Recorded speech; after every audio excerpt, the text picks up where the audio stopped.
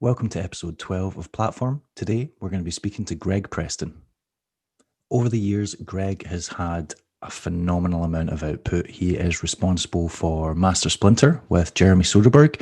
He also filmed Take Your Time as well. He's done numerous promos for USD and Sick Urethane with skaters like, Jeremy Soderbergh, Anthony Gallegos. I think he did something with Eric Rodriguez as well. In recent years, he has been responsible for setting up or kind of running with his crew called Too Easy and kind of making a brand around it by releasing videos, releasing soft goods, and most recently they've now been doing collaborations with bigger brands. So he started off, I think they did Papas with Don Bruce and James Bauer and other guys in Europe, and not that long ago, he did Boltless Future with Razors. Since that time, he's now moved on to working with them, and he made Independent with Jon Julio. And just, I think it was last month or this month, he released Alex Broskow's latest Street Section, which he filmed and edited. On top of that, Too Easy have released a wheel with Dead, which I'm pretty sure sold out in the first weekend. And this week, they just announced the release of a Too Easy collaborating with them 909 skate, which is going to feature the new them frame and a flat setup of Too Easy wheels.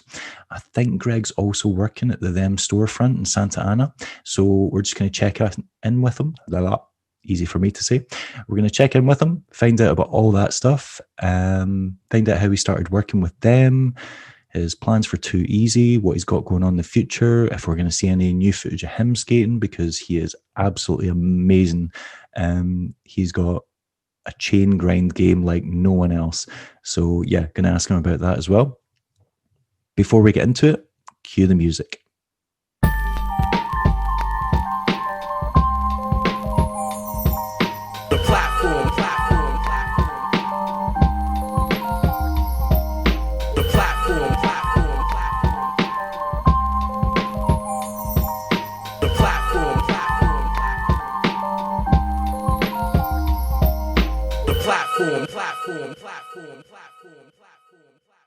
Hey man, how you doing? Good, dude. How you doing? You look as if you've just come in from like a very cold place, which is quite incredible considering you're living in California. Man, I sleep with my window open. And like, yeah, every day it's like I wake up and I'm like freezing, But to be honest, I don't know, I got like this weird thing. Like I like being cold. It motivates me to get out the bed, or else I'll be in there. You know what I mean? So. All right, okay. I can see that logic. In honor of having you as a special guest today, I decided that, had to represent. Oh wow. Yeah, I'm sick, dude. I'm pretty sure I might have got one of the last ones going, because I'm sure James told me that I think there's like 2 left, or they're probably all gone by now. Damn, yeah, I appreciate that, man.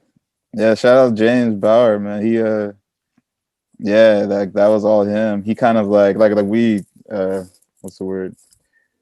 We like try to plan how to get shirts like in the UK like without having some gnarly shipping or something. So I kind of had him do it. Like it was really like all him doing like the shipping and making the shirts. So I mean, I'm stoked. I was just like, "Yo, do your thing," because James is definitely the homie. So yeah, and plus he was telling me that the demands got so much for Too Easy soft goods that you've basically got fed up with it, and you want to just focus on filming instead. And you're like, I'm sick of shipping out all these orders. I mean, I don't know if I was sick of it, but it is like, there's like a lot going on, and you want to, shipping orders is also like paying attention to the customer. And like, if there's like 200 orders, yeah, it's time consuming. Yeah. And it's like, damn, dude, like, and people be like, yo, where's my stickers? And it's like, yo, dude, like, my bad, dude. Like, I know they're like, a week late, but it's like I had to get new ones made, and just I like, yeah. I have an People have issue. zero patience as well. So they're like, I ordered 2 days ago. Why is this not at my house already?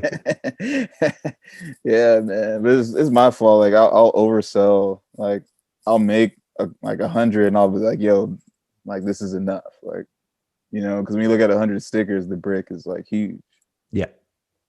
and then it wasn't enough. Hey, it's better to be selling out than to be sitting on loads of stock that you can't get rid of. Uh, Definitely. But dude, how's your day going? You're in Scotland, right? I'm good. It's like 1 degree here right now, so it's hellish. I've not been out street skating in weeks because the ground is just soaking wet. It's horrible. Also want to thank you for getting up. Do you always get up this early? Because 6:30 in the morning is an early time to be having a Zoom meeting. I mean, I'm not gonna lie. Nah, I don't be getting up this early. Well, I'm honored then. I'm honored. Yeah. One thing I've always wondered about you, so I figured we might as well get that out of the way at the start. We've got friends in common from your Copenhagen connection, obviously, like Scott Quinn and Dominic Bruce. I've always wondered, because your second name is Danish, right? Oh no. No? What I was always confused about is, are you from California and have like either like relatives and friends in Denmark, or are you from there originally and you immigrated and like to America, or is there no connection at all? Nah, there's like no connection. Right. Okay. But it's like it's kind of like, how do you say? There's like a lot of reasons, I guess. But like, so you want to know like how I even started going there in the first place? Yeah, because Or, you've been there quite a few times in recent years, yeah, haven't you? yeah. To be honest, it was just random as fuck. Like one day I was skating by now. Like I was in high school, and I didn't like maybe I was like aware of Denmark in general. So I was maybe like 17 or something, and my like high school girlfriend at the time, I was like walking her through the park because back then I can't just be bringing her in the house, so I used to like like mom's home and everything. I'll So be like, leave the door open. yeah. So we just go to the park, go chill, and like we're up in the park, and she found like a 2 kroner on the ground, which is like a Danish coin, and it's like pretty big. It's like kind of like a U.S. quarter maybe, and it's got like a hole in the middle, and it just looked fucking sick. And I was like, yo, and then she wouldn't give it to me, and she was just like, no, this is mine. She made a necklace out of it initially, and then that same day, it's like I didn't have internet at my house, like my mom's, or a computer for like most of my life actually, or the internet at least. And then so I used to go on Roller News on her laptop at her place. So that's what like after the park. So we went to her place, and talk to the parents real quick. And I go on Roller News, and the first edit that came out that day was "Flucht" by Jonas Hansen. Right. Okay. It's like the old BMAC video. Yeah. So it went live online. So I think that was maybe 2008 or something. And I watched that, and I was just like, damn, dude. Like for me, that video was like the shit, dude. I fucking like the vibes, the music, the skating, the way he filmed it. I was like, yo, this is the best shit I ever fucking saw. And I was raving about it. So I hit dude up, and I was just like, yo, like this shit was amazing. And we're talking, and he's like, yeah, like my brother lives in California, so I'll be there. Like I don't know, maybe it was like a year or a couple months later. And he came through, and he was just like, yo, whenever you want to come to Denmark, dude, just let me know. And I was like, all right, for sure, like next year. And then like since 19 years old, I just kept going. And like that's kind of how it started. Right. How old are you now? 29 actually. Okay, so a long time. Right. Okay. Right. Fair enough. So the love affair just started with finding a coin in the park, and then that is very random. Also, am I led to believe that the only reason you were going out with this girl is so you could watch rollerblading edits on Roller News at her house? Is that what you're admitting to here? No, that was not the case. That was not the case. It That was was just just, that was an added a perk. no. I still had the library at the time, so yeah, I would still go to the library, which you know, which was cool. Like I wasn't complaining. Like maybe it was kind of nice. 'Cause, like I also didn't have a cell phone at that time either, so I didn't even get a cell phone until I was maybe like 20. Yeah, and it was like a flip phone, like the old Razor, the Yeah, Motorola one. yeah, That shit was sick though. I got so good at that. I'd be in class texting because like when you fill the board, where the numbers were. yeah. And then I like the teacher would just hear me clicking, and she's like, "Who's texting?" But I'll be staring right at her, just like tick, tick, tick, while I texting the homies, like, "Yo, where are we gonna skate?" Plus, it feels a lot cooler on an iPhone because you get to do the quick like Yeah, the thumb flick in and out. It's like the equivalent of having those, like the flip lighters. Like you can like click it and it like flicks open and then you click it shut. It's that kind of yeah. I can appreciate that. Am I right in thinking you work in the them storefront? yeah. I'm Things like, must be it must be really exciting, hectic times for you because didn't the shipment arrive yesterday? yeah. So like that. So every time the shipment arrived, like I've helped out on, like I guess every shipment since which one was it? Maybe since the Broskows, I think.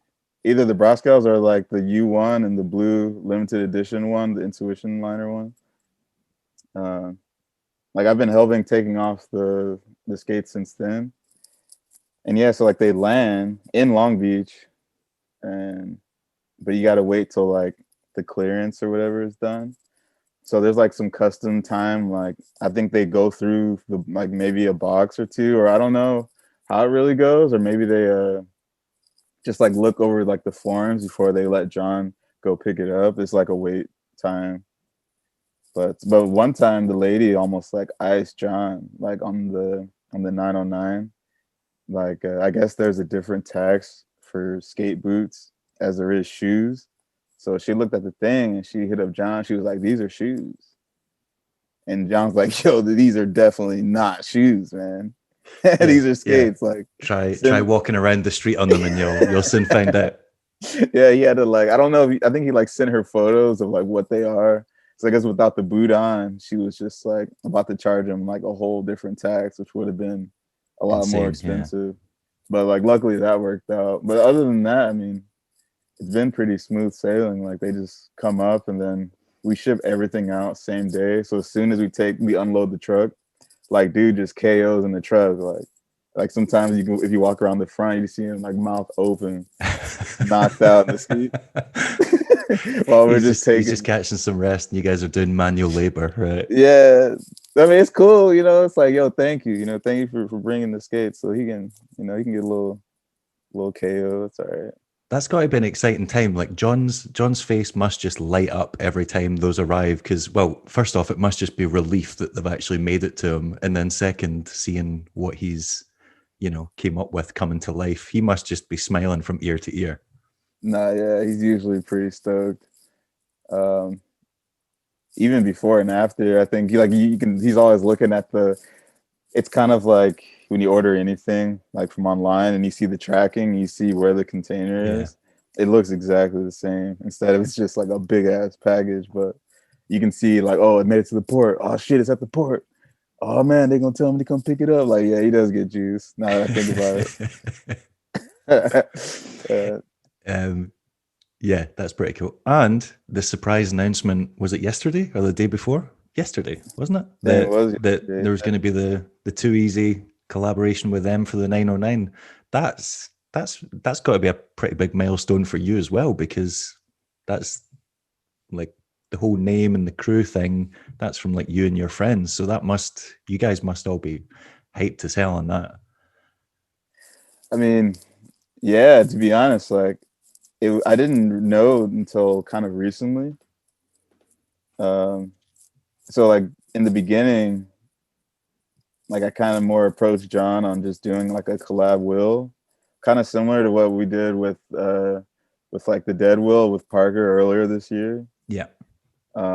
It's just, I wanted to do like more stuff, like, for the homies, like say like, one of the homies been killing forever. It was like a younger dude for me, it's like, oh damn, like I'm gonna use this shit to like give this guy something.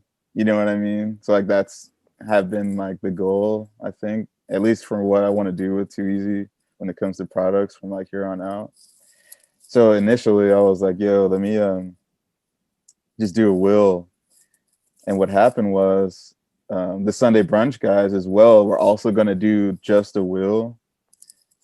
And the wheel thing ended up being fucking insane because there was like this gnarly wheel shortage in China. Yeah, I've looked into it myself, and Undercover were quoting a 6 to 7 month waiting time, and I was like, I'm not waiting that long. That's nuts. Yeah.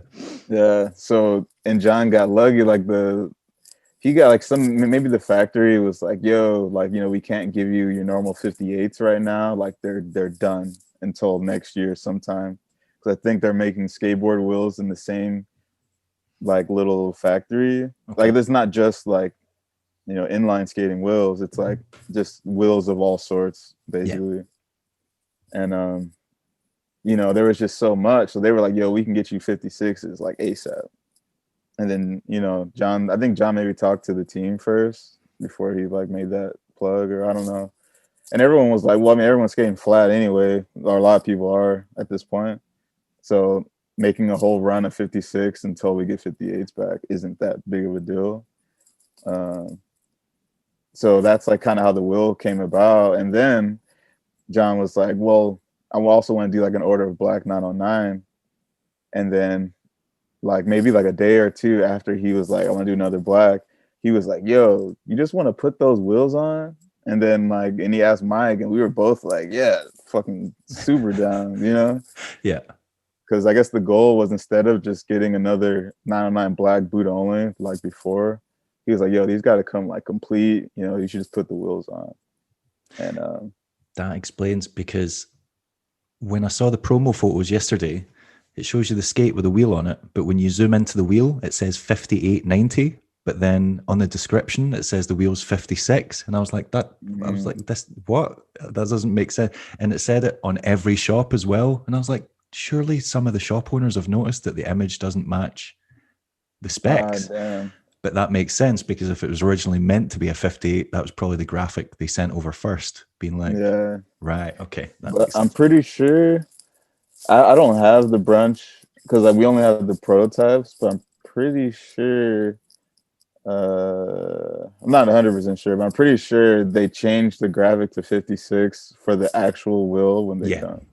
But I think that I'm sure when I've seen a picture of the actual wheel on its own, it's had the correct measurements on it. Yeah. But I mean, even if it wasn't, I mean, nobody's tripping. Yeah, who cares? That's got to be pretty cool. So you approached John about a wheel and ended up with a skate. That's you know that's a best case scenario going on there. So how does that work? Are you going to be able to like give any skates to any of the guys, or do you get royalties from it, or how does it work in terms of like a collab? It's kind of jokes, because I mean, I'm probably got more royalty than every Razors and USD skater off that already. No comment. And like, I'm just a dude. Like, I'm not even pro. Like, it's kind of fucked up. And it's not fucked up in the sense, it's fucked up because it just shows like what is possible, and it's like not even an issue. Like John didn't, you know, it wasn't even like a thing. He was just like, oh yeah, royalties. Like, didn't even like, you know what I mean? Like, it wasn't like you have to, I don't know, from what I hear with other people, it was like a no-brainer, which how it should be, you know. Well, if you come from a pro skating background, obviously he's going to be much more concerned with the skater's perspective as well, because he's going to be like, well, I remember what it was like to be trying to, you know, get what he deserved for each pro release. So I'm sure when he does make a product with a skater in mind, like a Danny Beer one or whatever, he probably is looking to see how he can benefit the skater as much as possible. So that's not really that surprising. Yeah. But yeah, it definitely did. Actually, it was funny because he did. I mean, I guess it's not really a big deal because he's, you know, trying to be transparent. But like, things have been kind of hectic, so I'm not even exactly sure how many pairs were made because there's just so much going on. It's like we're in the middle of rearranging the shop because we're getting more skates in now than we've ever gotten in this particular shop. So like, this whole week or two, it's been a lot of just organizing and making, getting rid of things that we don't need, or, and like, and I've also got things, we're both got things in our personal lives going on. Like Jon is moving as well. He like sold his loft, which is crazy. I think he's been there for like 10 years plus. Okay. Not sure. So like he's in the middle of moving, which is gnarly because he's not even in his new place yet. So like all this is going on, and then he's kind of like in this in between of like actually moving his own furniture and stuff. Yeah. So like, there's a lot going on. So I'm not actually sure how many pairs were made between me and Mike. He told me, but he did already pay me royalties like already for, I think, like half. Okay. But I haven't.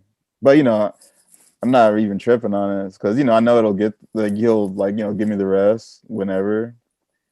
But I also didn't ask or try to find out at the moment because there's just so much shit going on. And also, he is paying me a salary, so it's Plus, like, yeah, and yeah, you're in the position where you've got a good enough relationship with him that you'll trust him to not have to chase him up for the money. Like he'll provide it in due course when, yeah.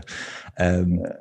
You mentioned it earlier. You mentioned the Too Easy Times Dead wheel as well. That promo was insanely good. Like the filming, the editing, it was just like really intense. The soundtrack, it was one of those ones that was like just long enough to like be making you going, oh, I really wish this was like 5 minutes longer after you got to the end of it, because Parker did some of the tricks in that were just like, some of the lines were so good. That slide clip haunts me, like watching that. And the fact that you cut it before he hits the ground just makes your imagination go into like a really dark place.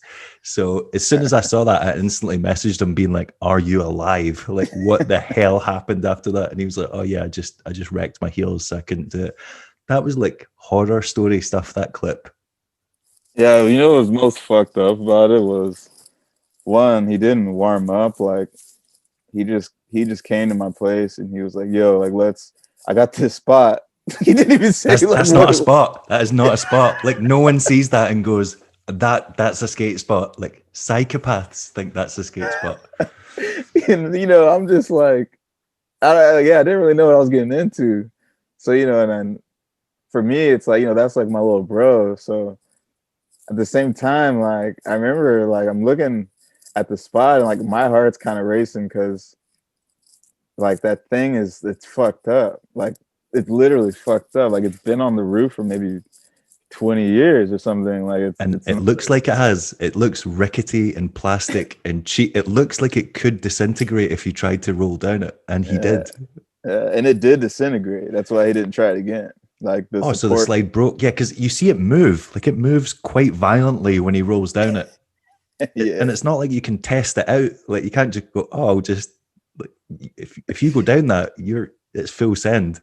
Yeah, that was first spot of the day, dude. I was at the same time, I'm not gonna like, I'm worried about his safety, but like I trust that he knows what he wants to do, and I don't want to be the dude that put like fear in his mind. You know what I mean? Because it's like, of course, he can probably do anything he put his mind to.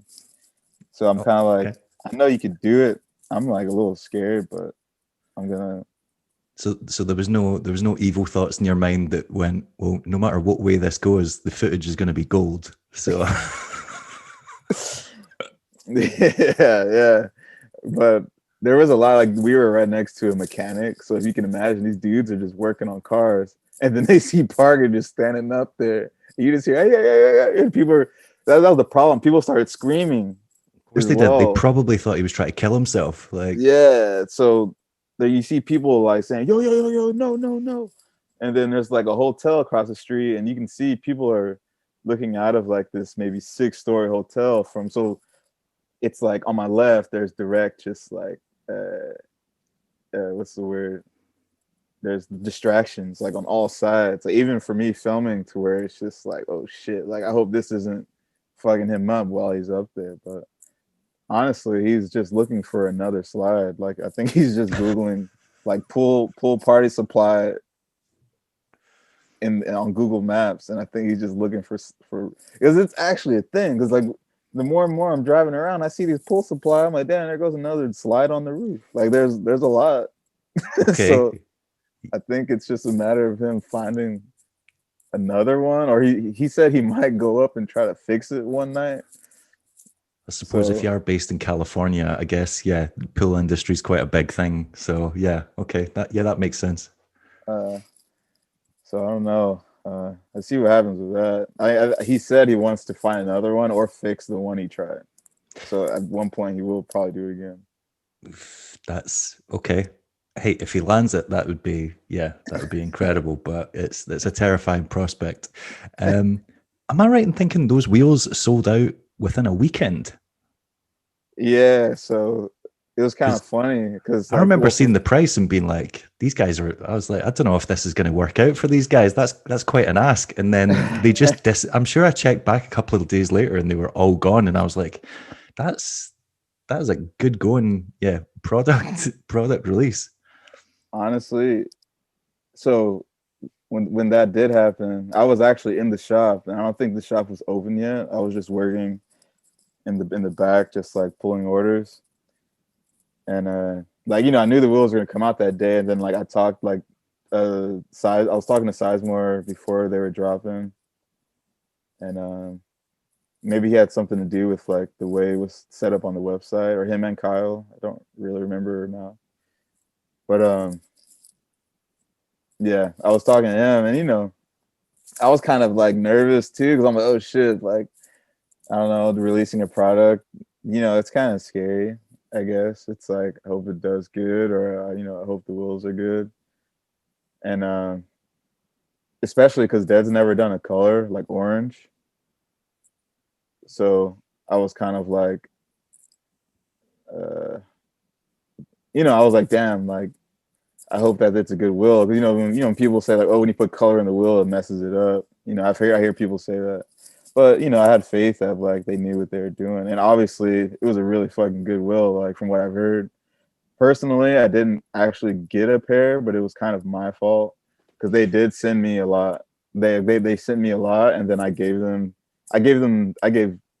like 4 sets to Parker, and then Right. I gave another 2 sets to the homie Lorb as well, because in my mind, I was kind of like, why get all these wheels and then like use myself for promotion? Like that's weird. Like I'd rather take photos or like film the homie skate for this personally. And I thought, oh, I'll get a pair later. That was like my mindset. Yeah, I've been there. I've given away so many back issues of the print edition of Wheel Scene that when I moved house this year and checked, I was like, cool, there's just a stack of them, like of issues missing that you can't get back or reprint, so they're just gone forever because I gave them away to people. So Yeah, I've been in that position. But there's got yeah. to be someone you can get a set of wheels off. There's got to be I, someone that's still got them. I actually ended up like getting a set that's like not skated. I was still in the plastic. And honestly, I mean, you know, that same night, like I was kind of tripping because like I didn't know the wheels were gonna be $50 too, but I also didn't ask, and I probably should have thought, because like they did say like, oh, there'll be an extra $10 on the wheel, and I just didn't like, I didn't realize like, oh shit, an extra 10 is like 50, but and then also like in the description it says like $10 go to Greg and Parker, so me and Parker split the 10 in half. So like I got half and then he got half the royalties, especially because he super went in on Yeah. that will. So it's like, dude, I almost wanted to give him the whole thing, to be honest. But he wasn't tripping. So we just like split that, and Kyle called me, or maybe text or called me in midnight. So in Zurich his time, it was probably like midday or something. he was just like, yo, dude, the wheel sold out in like 12 hours. And I was like, oh, fuck. Let's do more. Yeah, that's crazy. So I was stoked. I was like, damn, because I was traveling, damn, dude, I'm gonna have to do some more promo maybe because I don't know if these are gonna sell that fast. I thought. So I'm like, I'm glad that they did sell. And so for me, it was like, um, yeah, I mean, I was stoked. No, it felt like that paved the way, because if that hadn't been successful, then surely they wouldn't have done the collaboration with Basement with, you know, the kind of greeny blue wheels, and then there. So you've got to think that the success of yours paved the way for more collaborations. Possibly, or maybe just, also doing like a color. It's like, oh damn, like it is good because like maybe it was a risk. I don't personally don't know that much about like wheels and like how they. I just from like what I hear. But personally, most wheels that I try that are colored, like they don't disintegrate, and especially if it's a company that like you skated before. Like, of course, not every wheel is perfect, but Yeah. I mean, and like I'm kind of heavy, so I will know if like a wheel is pretty bad. Like, because I do break stuff. If anything, I break bearings though. Yeah, I'm usually buckles and wheels. But for some reason, I think I just missed too many grinds or something. You've made a ton of videos. Yesterday, after I realized you were going to be available that quickly, I looked back on Wheel Scene just by searching your name, and I was like, holy crap, he's made even more than I remember. So there's the ones you made with Soderbergh. There's like Master Splinter and Take Your Time. Did you make, you made that with Jeremy, right? It was like Or Master did you Splinter. just make that one? I made like my part. Because I'm sure in the credits it said like filmed and edited by Jeremy Soderbergh and Greg Preston, but I can't. Yeah, he actually did all of it. He did most of it. I think Okay. I for sure edited my part, and I didn't film. I mean, and yeah, and I did help film, but my memory is kind of dodgy of those times because like, yeah, my memory is kind of bad. But I do know for sure I did uh I did edit my part because yeah, like dude, like that whole some like time periods are like really foggy, but it's like this strange because I don't know, like if you remember, like in 2018, like I got like fucking pistol whipped in the armed robbery, which is like pretty fucking whack. Wait, what? I do not remember that at all. No, uh, yeah, well, yeah, dude, that shit kind of like fucked up like my memory a bit. Um, so like a little of those times are like really foggy. Like I know things that happen, but it's kind of like remembering of talking about it more than remembering of being in it. Yeah. But I guess that's kind of how memory goes for a lot of people as well. But especially when someone who's never like, I was like straight edge most of my life. Like I just started drinking when I moved to Copenhagen actually. And so like, and I still never smoked like in my life, believe it or not. And and Uh, so like my memory was pristine, dude. Like I used to be like, I remember going through, the vaults of just like uh, memories, and then all of a sudden it was like night and day. It was like afterwards, like fuck, I actually like don't really know what's going on. It's kind of trivial. so did that happen in Long Beach? No, it happened in Colorado on like some random. That makes it even more, yeah, out of the ordinary. Okay. Yeah, it was kind of a shitty year, dude. Like I had to like leave Copenhagen. Like they kind of forced me to move, and it was because I had like a residence permit there, Yeah. so like I wasn't able to renew because they got like a new government that was like kind of on like some Brexit vibes, if you know what I mean. So Yeah. the fact that I was an immigrant, they like changed the requirements to like some outlandish requirements that because the requirements already were impossible, and I just got extremely lucky. And then because I had like a very specific job, and I was I had like hired a lawyer to get into Denmark. Like I did the whole way, like the clean, expensive way, basically. Um, so yeah, so then like, I got like basically booted out of Denmark, so I couldn't work there, but I could still be there. I just couldn't work. It was like a weird situation. So I was just flying around, like visiting and doing things that I've never really done before. And also like maybe I was like a little depressed too. It's like fuck, like I had a breakup with my girlfriend at the time, and it was like I had a I kind of like lost everything in some way. So, and I was like actually in Chicago because I wanted to move there because I didn't really want to come back to California, because to me California felt like, it kind of felt, it felt like, like in a video game when like you've been playing the game for so long, and then all of a sudden like you forgot to save and you got to go all the way back to that shit. I know what And you it's mean. like, Yeah. fuck. That's what California is not like a small town, but it feels like you've grown up and left your small town, and now you need to go back to that. So Yeah, bro. I know what you mean. Yeah. It felt exactly like I was like, bro, I got so far in the game, dude. Like I got so fucking far in the game, and then now I'm like back to where I started, and then it just like, yeah. So in my mind, I was like, all right, I need to go to Chicago because a lot of things were just uh, like a lot of, like, I don't know. Chicago was sick, dude. Every time I go, it'd be a lot of fun. There'd be a lot of things to do, and it was like interesting, and it was cold, and I could bike around. So in my mind, I was like, damn, dude, this is kind of like Copenhagen. Like, it's just really flat, and like there's I saw similarities, and it was interesting. It was more interesting than California for me at that time. So I was actually so I made a video called like Pavas with Yeah. Don Bruce, I remember that. Yeah. um, and a lot of the boys, and I actually edited it that night, and then I stayed up all night, dude. Like it was kind of insane. Like I stayed up all night editing it.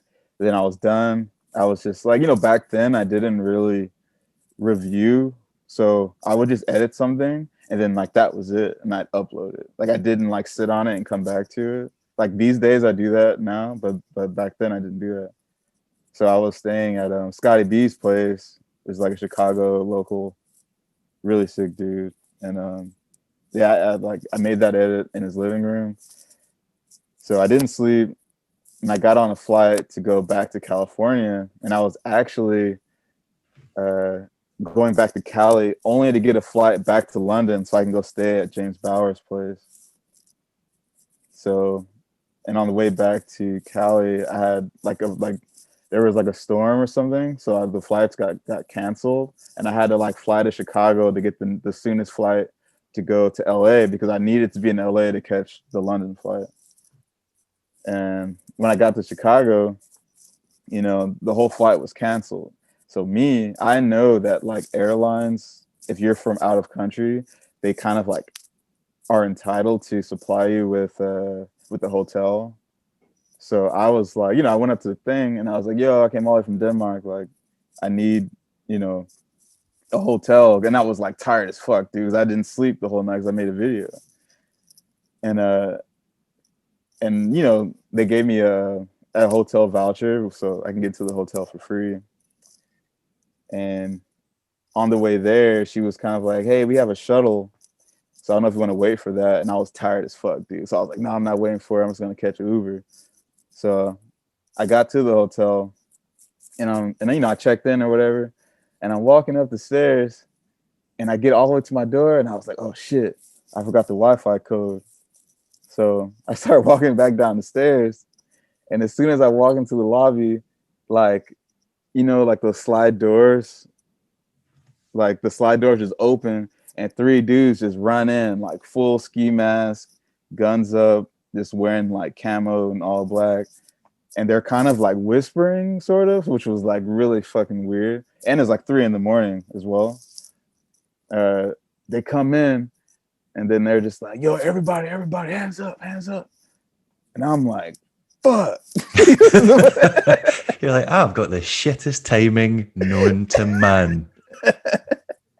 So I was like, no fucking way. So in my mind, I was just like, in the beginning, I was like, yo, like, is this shit real? Like, it didn't even process, you know? And also I was maybe delirious because like I've been awake for over 24 hours at this point. And I just remember thinking like, yo, this shit's fucking not real. And then the dudes hopped over the counter and then like they pinned dude that just gave me the fucking little key card, like they pinned dude on the ground and I can see that they had like the gun on him and they were like, open up the safe, but there's like a counter, so I can't really see what's going on the other side. I see like the back of like their beanies, you know what I mean? So then like I don't know, dudes opening the safe, I guess, because I didn't know the fucking hotel had a safe until that day.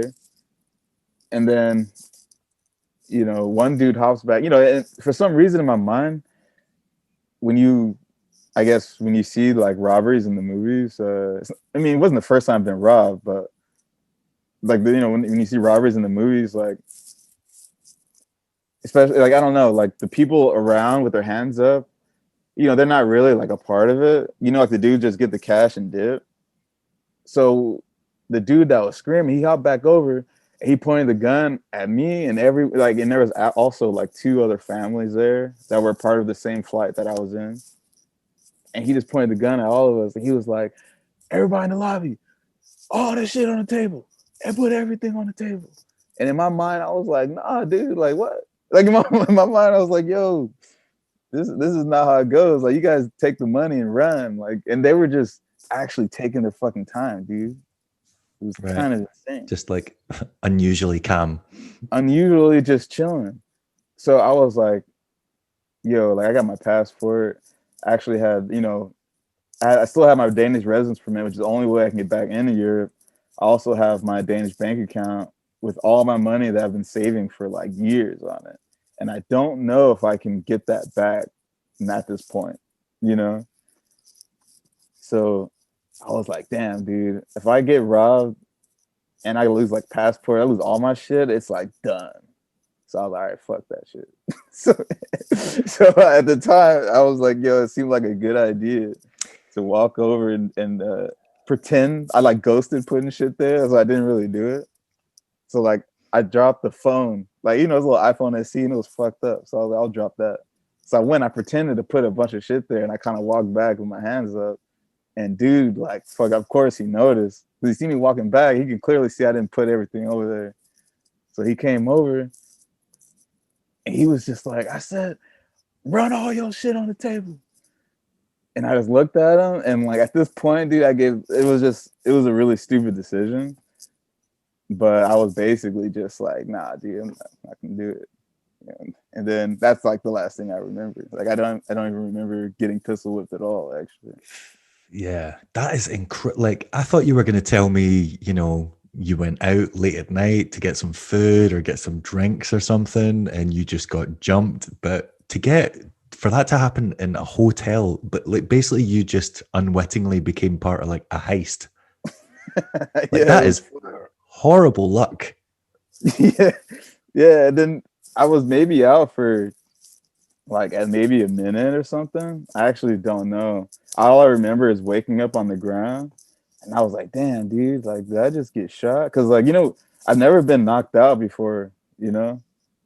So, like, coming back into like, you know, waking up, like like in the movies, like when you can't see shit and everything's like muffled, it's like that shit actually fucking happened, and I was just like, oh, like kind of like coherent, and I was like, dude, like I was really heavy and I was like, what the fuck is going on? Like my head was pounding. So I didn't really know what just happened.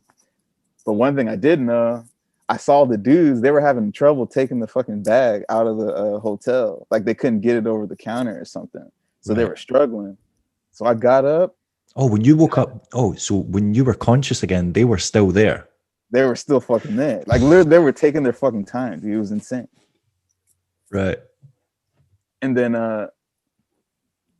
I got up and I just fucking dipped. Like I ran up the stairs and I'm not 100% sure, but I heard the dude scream and I heard feet running in my direction, like up the stairs. So in my mind, I'm not sure if he was running up and was chasing me, and then maybe halfway decided to turn around. I'm not sure. But I took off. Like I went all the way to the third floor to my room, opened the door. I ran in and I fucking called the cops. And I was like, yo, there's these dudes fucking pistol with me in the fucking lobby, you know? And then the cops came and they were trying to take me to the hospital. And I still don't have like US health insurance. So I told them like, nah, dude, like if you guys take me to the hospital, I'm gonna get it fucked on bills. And they also couldn't understand the concept that like I was American, but I didn't like have anything in the States like at all, like an address or nothing. So I had to like sign a release form. I was more talking to the firefighters because I think they were more understanding. So I had to sign a release form telling them like not to see me or not to like, you know, do anything or take me to the hospital or anything. Yeah. And then the firefighters were just like, dude, just don't go to sleep. Like, that's all I can tell you. Just don't go to sleep. But I told them, like, dude, I've been awake for now maybe almost 30 hours, dude. Like, I'm fucking tired as fuck. It's going to happen eventually. Yeah. Yeah. And then, long story short, I didn't sleep in the hotel. And then I just went to the airport. And it was kind of fucked up. Well, like the News came and everything, and then they did like a little news. You can actually find it. I think maybe somebody reposted it. I'm not sure, but like I did the whole news thing where they like talk to you and whatnot. And I'm kind of lucky because at the time my dreads were not that long, so I never really wore them down because you know when dreads are like halfway, they looked weird on me. And I decided to not wear a hat that day, so my dreads were actually covering my face. Right. So like my dreads actually saved me from like busting open that day as well, which is kind of crazy. But even more fucking random, I was wearing like a Pulp Fiction shirt. That same fucking cruel irony. Okay. And then to get even more crazy, I didn't tell this many people that part either. But when I got to the airport, I'm looking fucked up, dude. I haven't slept in almost 2 days, and like my head is like swollen on the side. Like I'm just looking like a fucking mess.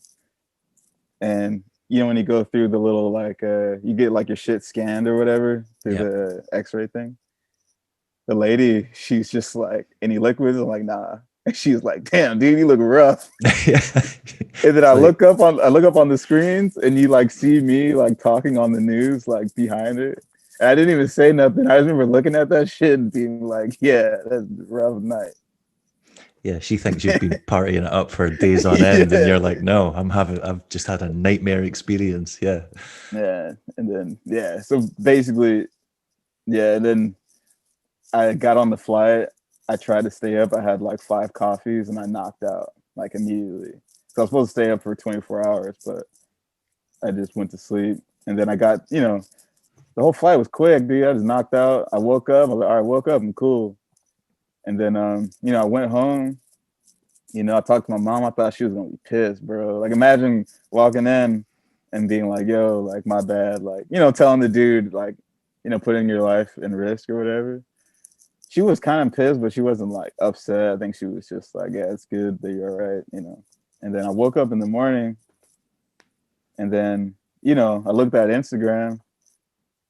And then I was like, something happened to where I was like looking through my stories and I was like, what the fuck, dude? And I went skating, dude. And I had a whole day. I was hanging out with Parker and ate pizza and I didn't remember none of that shit, dude.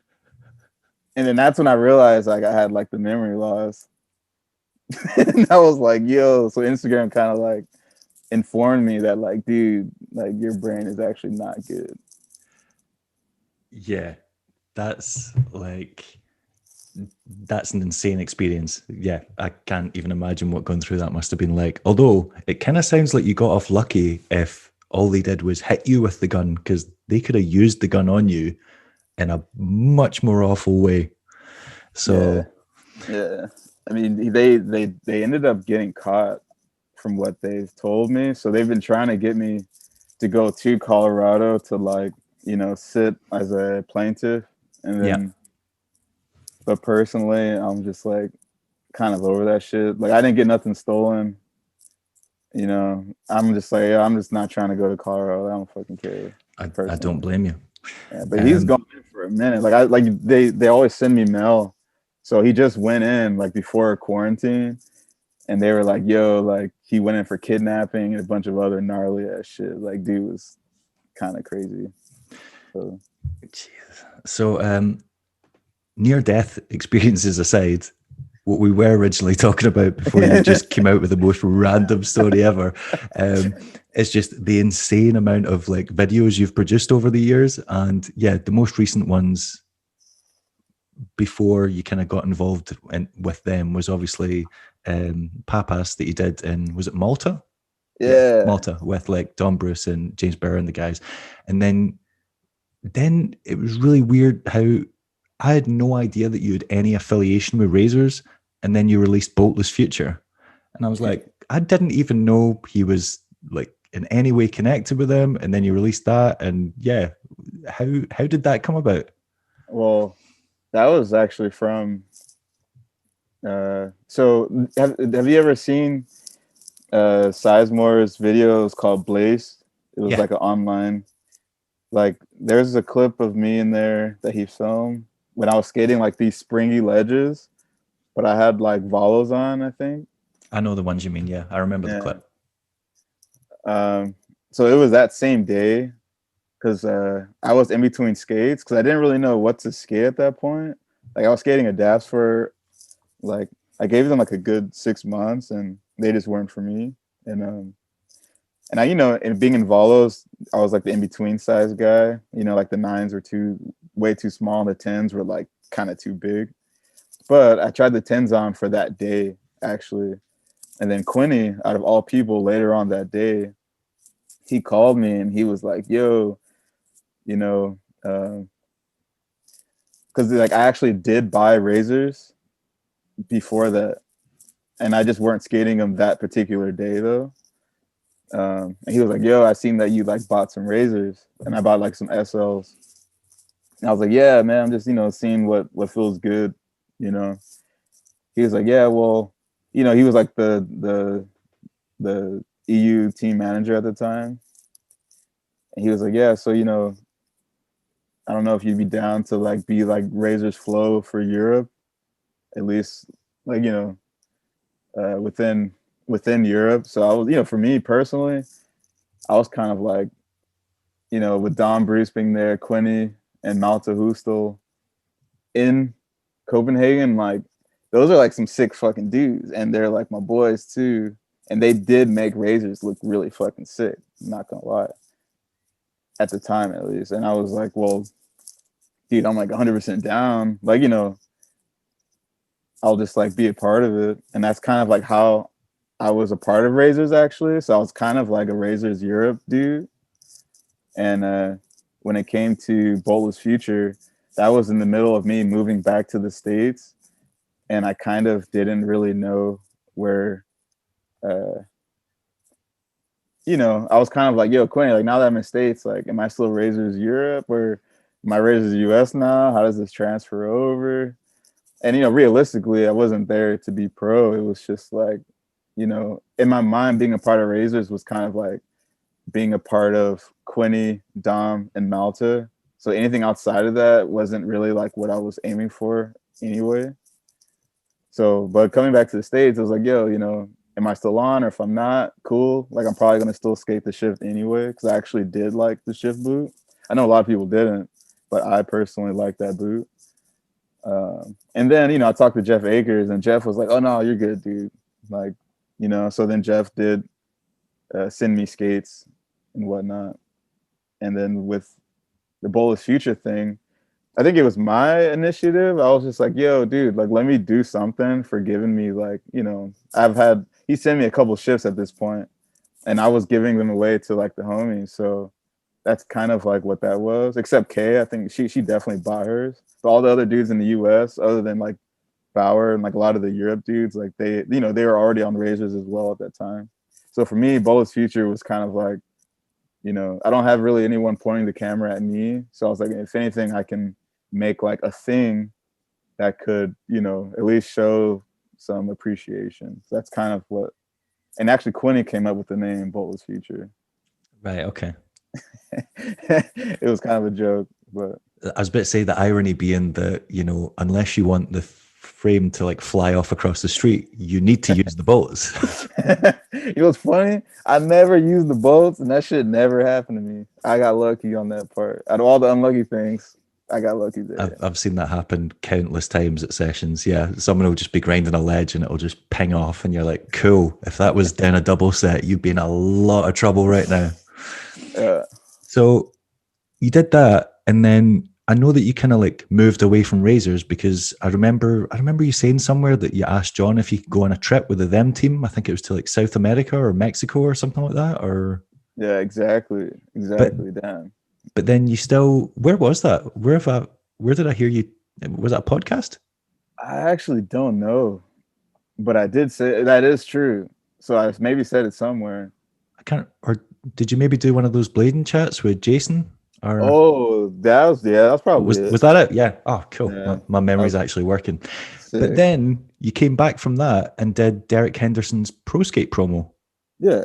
Well, for me, it's like when it comes to like filming, especially when it comes to filming something for Derek, dude's definitely one of my favorite skaters. So he could be skating for fucking Vans. Like, I don't care. Like, I'd film it.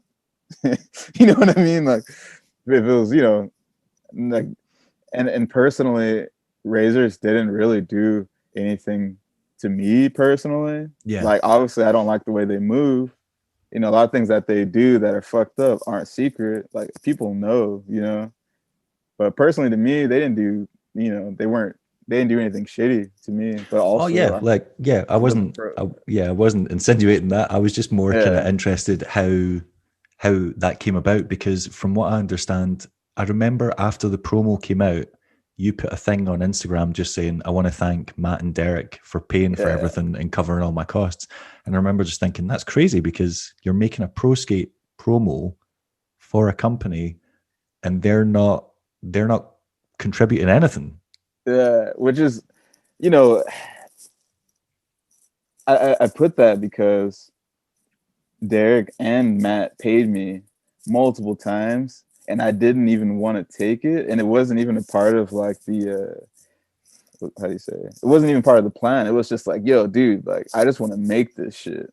Like, that was just like my whole approach. Like, it wasn't to get paid from anyone in that specific part. So I would have made that for Derek, because I knew razors weren't gonna pay me. Like, I mean, come on, it's razors. You got to pull an arm and a leg just to get anything. And that's like a given. So I didn't go in expecting razors to pay me anything. Although Andy did say he was gonna pay me on his own. Maybe he was like a little drunk at Winter Clash. Maybe not drunk. I don't know what he did offer. But personally, I'm just like, man, I'm not trying to get in that razors business. I mean, I don't know. And that was actually a whole funny situation, because like Joe Zank was there, and Joe was just like ripping him, dude. Like, Joe gets he's like the only guy to maybe like publicly like yell at Andy.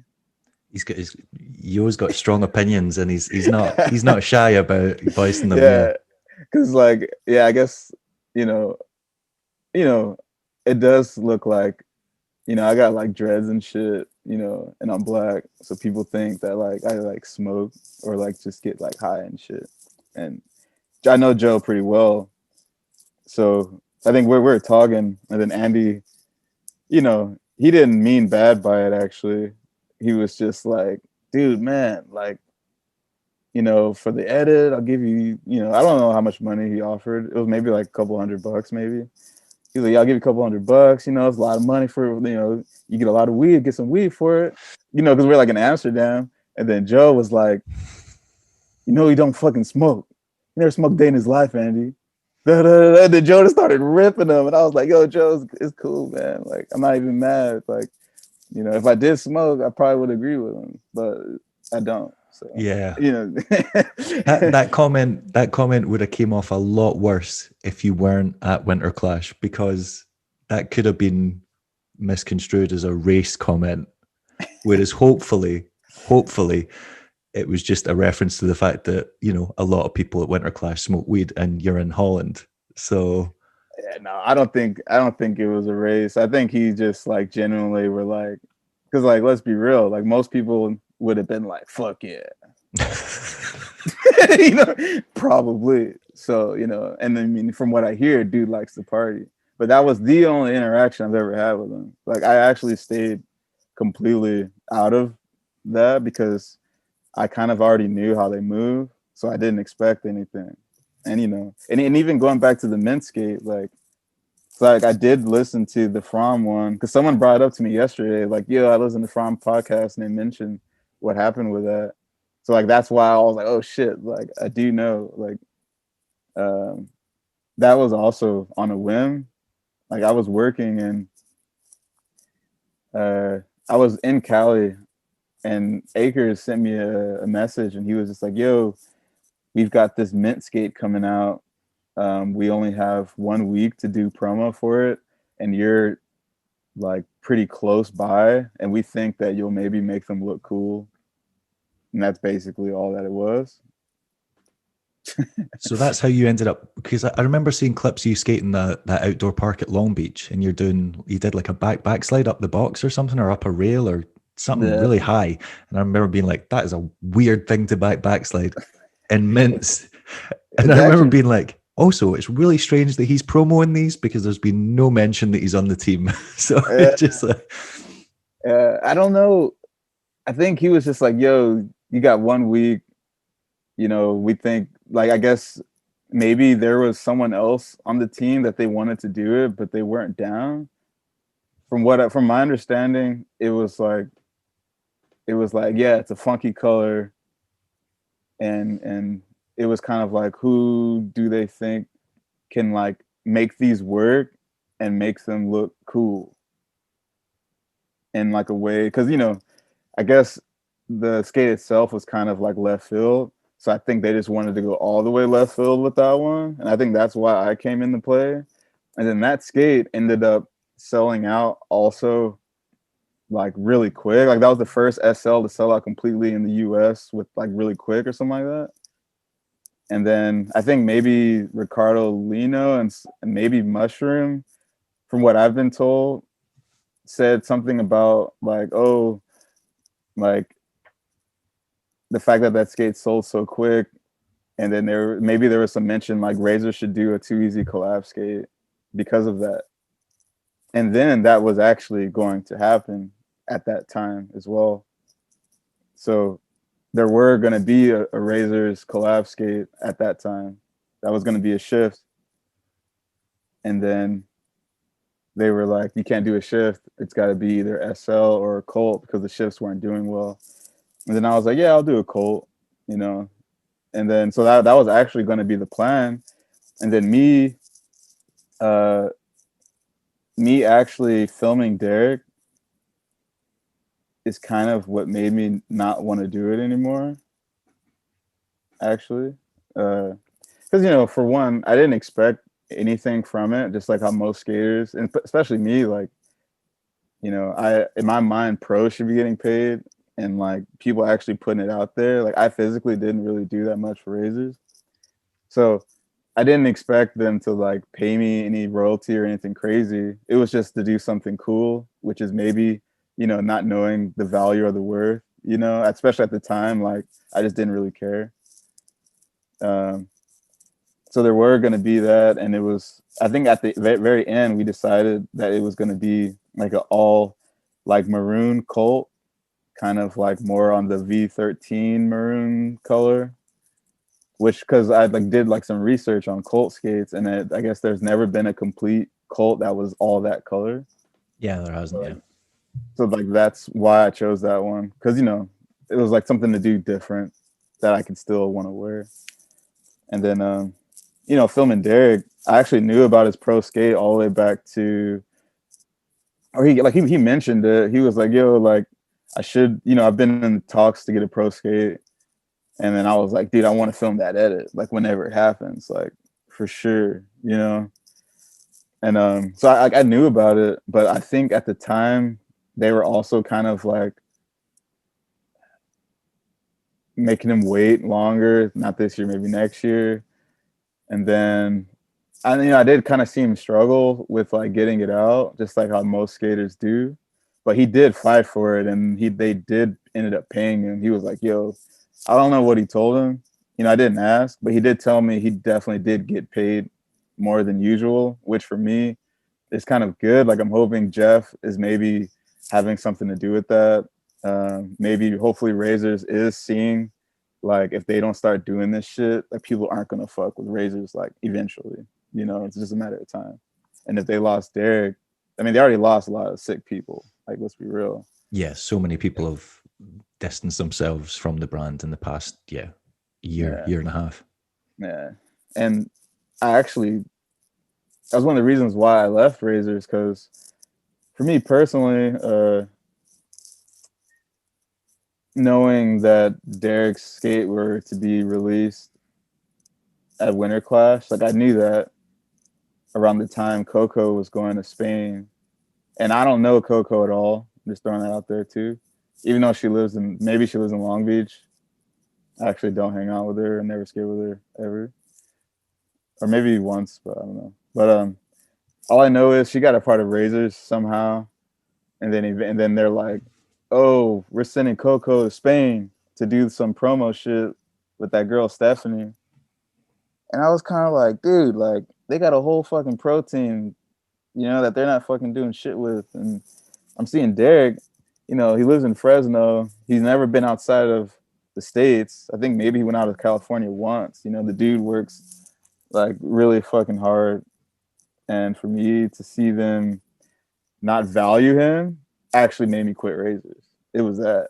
It was just like, dude, did they really just send Coco to Spain? And I think, and then they told him to get his own flight to Winter Clash for his own skate unveiling. I was like, yo, like for me, like Derek was just like, yo, I just want to skate. I understand him, but for me personally, it was just like, that's fucking whack. Like I don't want to be a part of that shit. Yeah, it doesn't make the company look very good or like they're supporting the riders. Yeah, and then she quit, dude. She like went to Spain. I don't even think they dropped any tricks or nothing. She just went to the beach.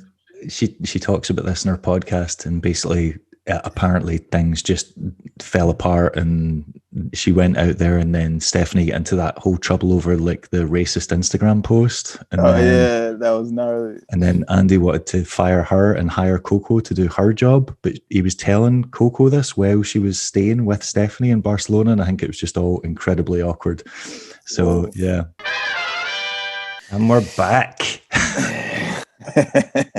Round 2. Andy's still got the hoodie on. I swear to God, just close the window. Seriously, just close the windows. No, it's like I live like right on the water, so I think that adds to like I don't know if you can see. Not really. Kinda, yeah. Yeah, like so them like the morning moisture. I don't know the word. But like in the morning, dude, it's real brisk right here. It's kind of nice because I don't know. I like to mix it up, and I like the hoodie, dude. I like to get cozy. Yeah. Sea breeze and all that. Yeah. Yeah. Before we get cut off yesterday, when we were talking, you were talking to the Derek Henderson section, and yeah, some of the clips in that were just psycho. Like the one at the start with the ledge transfer, the second ledge was way higher than the first one, and the 360 topsoul he does down that rail, that has got to be like the steepest, scariest rail to do that trick down, because if you miss, you're just going to fly down the stairs on your chest. Yeah, dude. I mean, it was funny is that was the same day. I think those tricks were maybe like 10 minutes apart, maybe, or 20 minutes apart. Of like, from doing. Like It was just like him, like, yeah, I'm gonna do this. And in the middle of him doing the 360 topsoul, there was this, I guess there's this guy who just skates solo by himself. Like he's maybe like 50. And he has just like a pair of inline skates, and he's just out there just like getting speed by himself. And then he ran into like Derek doing that trick, and he was just like, whoa. he was like, "You got a YouTube?" And it was like kind of sick because he like I don't know. He also got the session a little hyped because he was like stoked because he was just some dude out skating on his own, and then all of a sudden he just sees like Derek lacing that. It's kind of random. And he just totally fanned out on Derek doing, Chris Edwards stuntman tricks in the street. I can't believe you didn't get any footage of that. That would have been gold. True. I don't know what happened, or I think maybe I kind of did, but Just some random guy on blades losing his shit over seeing yeah, another random guy on blades. I think he was behind me. Ah, right, That okay. was the issue. Yeah, because like, oh my alarm. Like from where I was sitting, sorry, from where I was standing filming, um, he like skated up from behind, so Right, okay. couldn't really turn it around.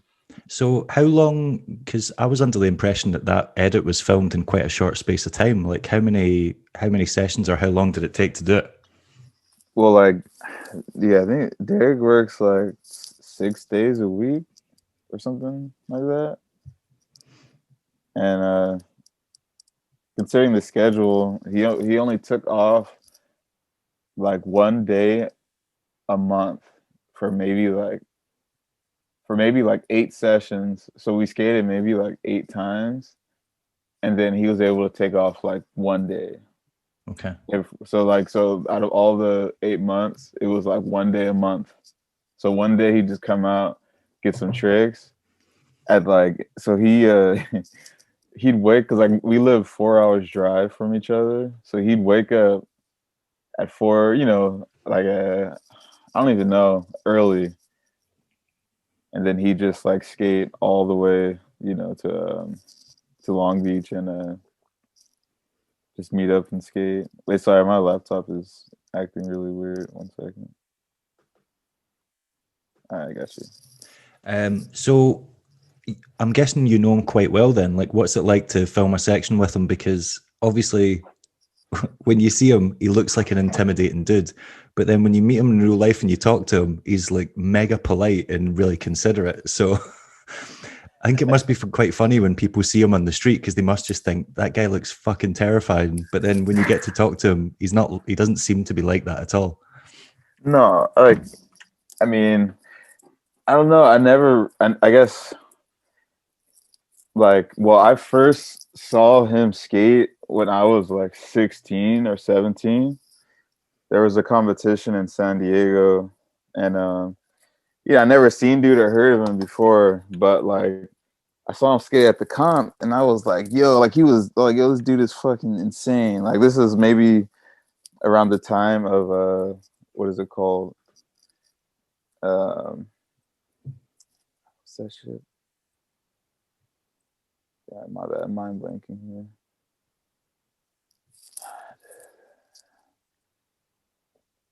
I don't remember. My bad, dude. Is it a video you're talking about? No, it's like oh, dude, sorry. 1 second. What's going on? My like mouse is moving. Like my trackpad is fucked up. Okay, nah, I should be good. My bad.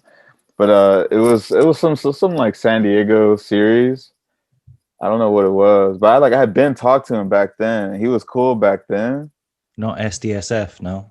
No, it was something else. Okay. And I was just, I was like 16. I was like, yo, dude, you fucking killed it. And he was like, yo, thanks, man. Like he was being like real normal. So I mean, even like back then, like I already had some sort of I don't know. You know what I mean? So like, I didn't really like ever think that personally. Yeah. But I can see maybe someone could think that. I think it's because when we did the print issues of Wheel Scene, Matt Mickey arranged an interview with him, but he just, instead of interviewing Derek, he just got a bunch of different skaters to basically talk about experiences that they had with him. And all these guys just named times when Derek kicked the absolute shit out of people. Yeah. So, Victor Arias named a time where apparently this guy cursed him out at a stoplight. So Derek jumped out his truck, beat the shit out of the guy, and then jumped back in his truck and drove off before the lights changed. And I think this happened when Victor was like a teenager. And he's just like, this is the craziest guy I've ever met in my entire life.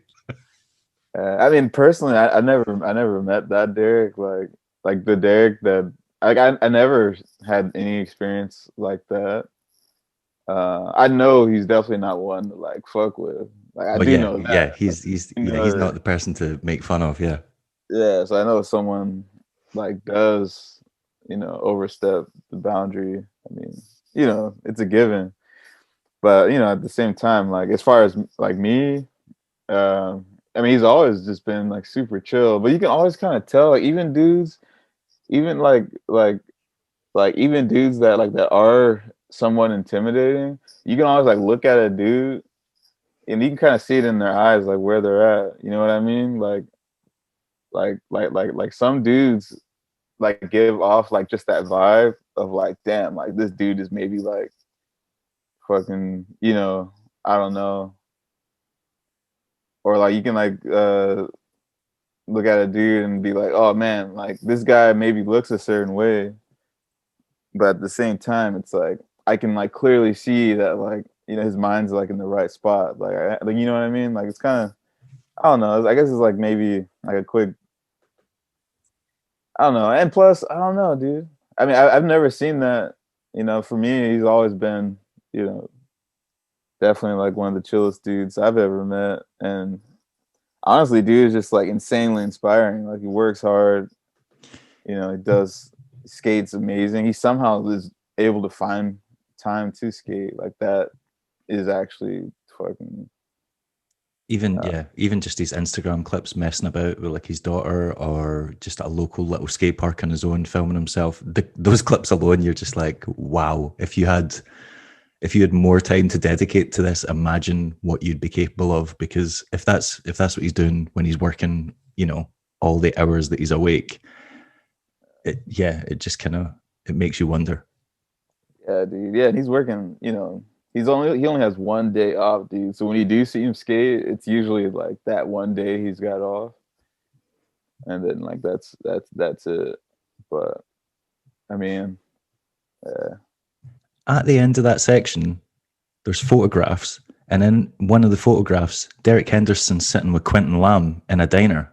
Oh no, What's yeah, that all about? no, that's not Quinlan. That's not Quentin Lamb. It No, looked no, what? yeah. Who is that? No, that's just like one of the local skaters out here. Like one of my best friends. Oh man, that's bitterly disappointing because Quentin's been in touch with me recently, like a few times, Uh, like promising that he's making a comeback. And I haven't seen any kind of recent photos of him. So I just thought, because that guy had the same kind of haircut as him. And I thought, God, uh, imagine if he's secretly, because he's been telling me that he's filming. And I was like, if he's uh, secretly filming with Gregory Preston, that would be amazing. Oh nah, that man, was that got just me all excited over nothing. Damn it! All right, I thought I'd like read between the lines there and figured something out. nah, that was just like after a session. Like we were just going to go eat. I just like snapped some random photos. I didn't really get much like B-roll, because because usually when Derek's here, it's like, we'll just go out get some tricks, and he's actually going back home around like noon or 1, so he'll come skate, and we'll start at like 7 or 8 a.m. Like all those clips were like in the morning, mostly super early, and yeah, so yeah. I I'm thought I'd, trying to think. There's like, I guess the dance. Like, yeah, I just woke up, so like, fuck. Trying to think if there's any. it kind of seems like you just met up and he went, right, I'm going to handle business, and then he just absolutely stormed around all the spots and just picked them off as quick as he could. That's pretty much what would happen, because and plus it was like one day, out of the month, so he always went, wherever, and was like, let's just get whatever we can, and he'd usually, you know, he'd definitely get some shit. Like I even had some leftover stuff because like I made like a little intuition edit like semi recently, and that was like some of the leftover footage. Like, and a lot of it wasn't necessarily left over. It's just when I was putting the edit together, like I don't know, maybe those tricks didn't flow with what I had going already. So, and I was gonna use them anyway, and I knew they would still hold weight in another way. So it wasn't, but yeah, he's definitely always stacking for sure.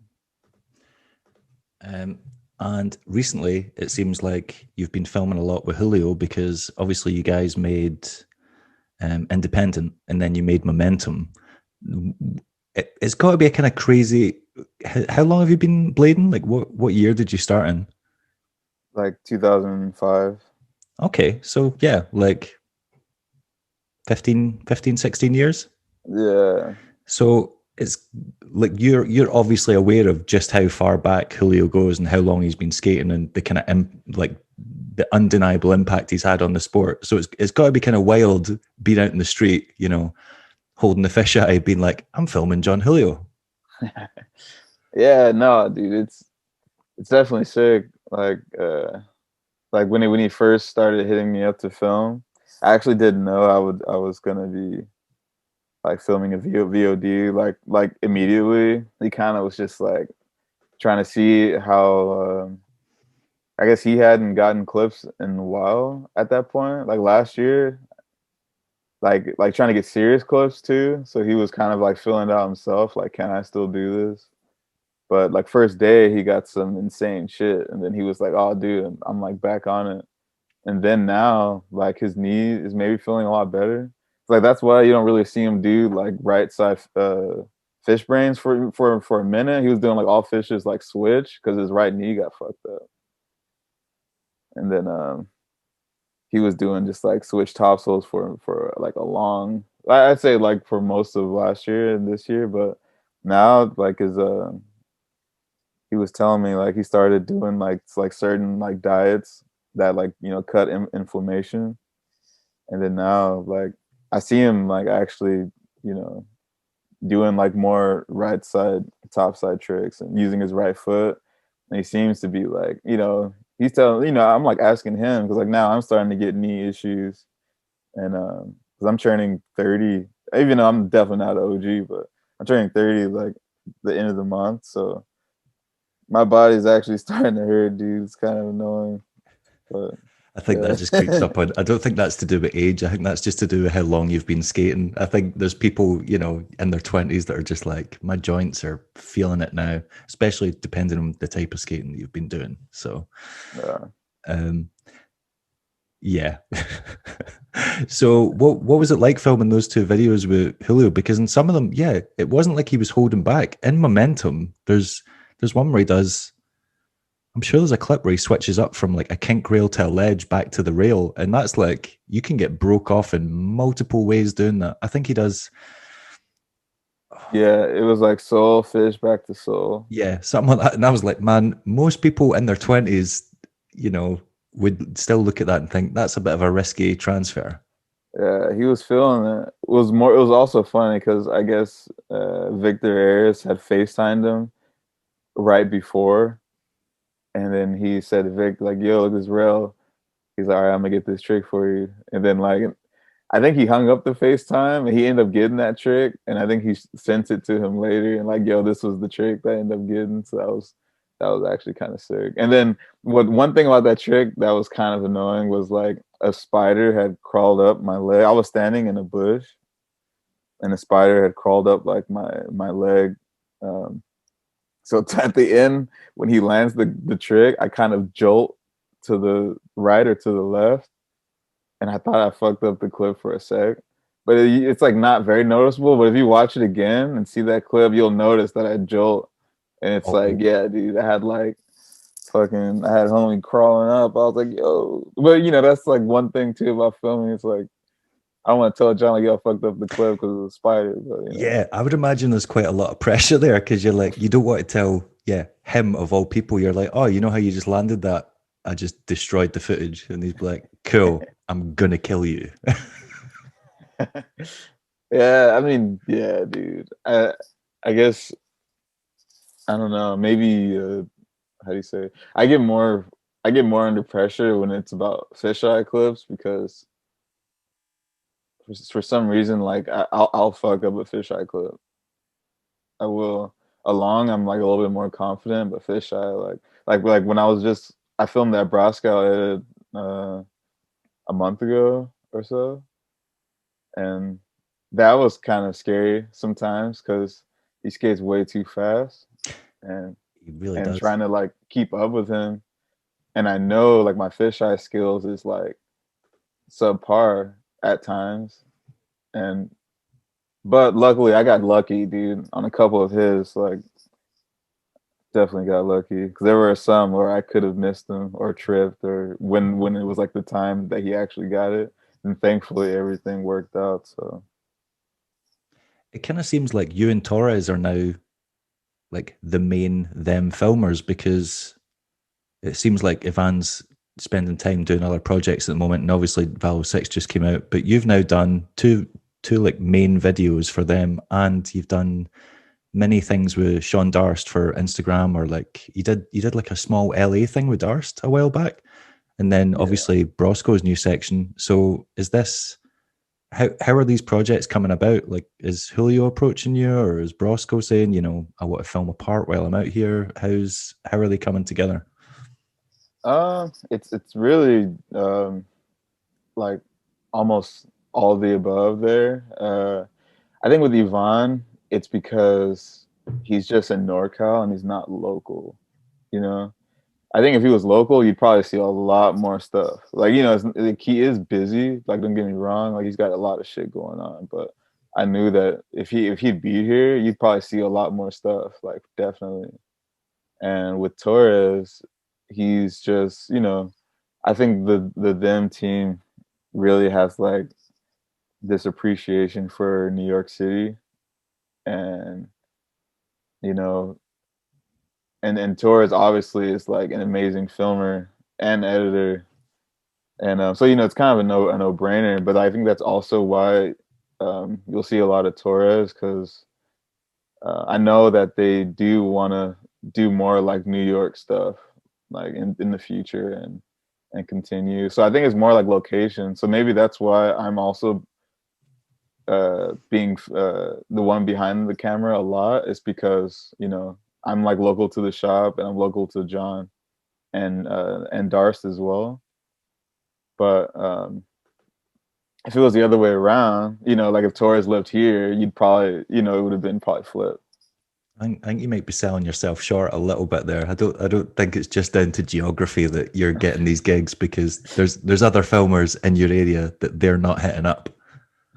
I appreciate that, man. But yeah, maybe that's it too. But I think also it's just I'm here, and it's like and I'm like down to do it as well because a lot of people people have stuff going on, and I'm definitely appreciative that like they even want to work with me at all. So like for me, I'm definitely stoked, and yeah, I mean yeah, yeah. I was going to ask you about Darst actually, because now that you've made a Brosco section, I want to know when you're going to make a proper Dart, like a full length Darst one, because I feel like we do not see enough from him. It's like I absolutely love his skating, but any kind of full length them release there's been so far, he's always just like there for a little bit and then gone, like with Elos and Momentum, and it feels like you only ever just see like a tiny glimpse of him, and that's it. He's a very kind of mysterious figure when it comes to them team. Yeah, maybe that works in his favor. The mysterious makes like so when he does get a clip, it's like oh shit. But I will say there is something in the works, and it's definitely looking like Sean is gonna have like a lot of clips. So I can't really release too much, but there is something in the works. Like there will be like a full Dars part with at sometime 2021. When you say in the works, do you mean as in you're working on it or someone else is working on it? Oh yeah, no, I'm working on Right. Okay. That's what I wanted to hear. So that's it. No, but I think also also Dars is living kind of like out of the way for a lot of us. Like, and I think maybe that's also, and he doesn't have a car currently.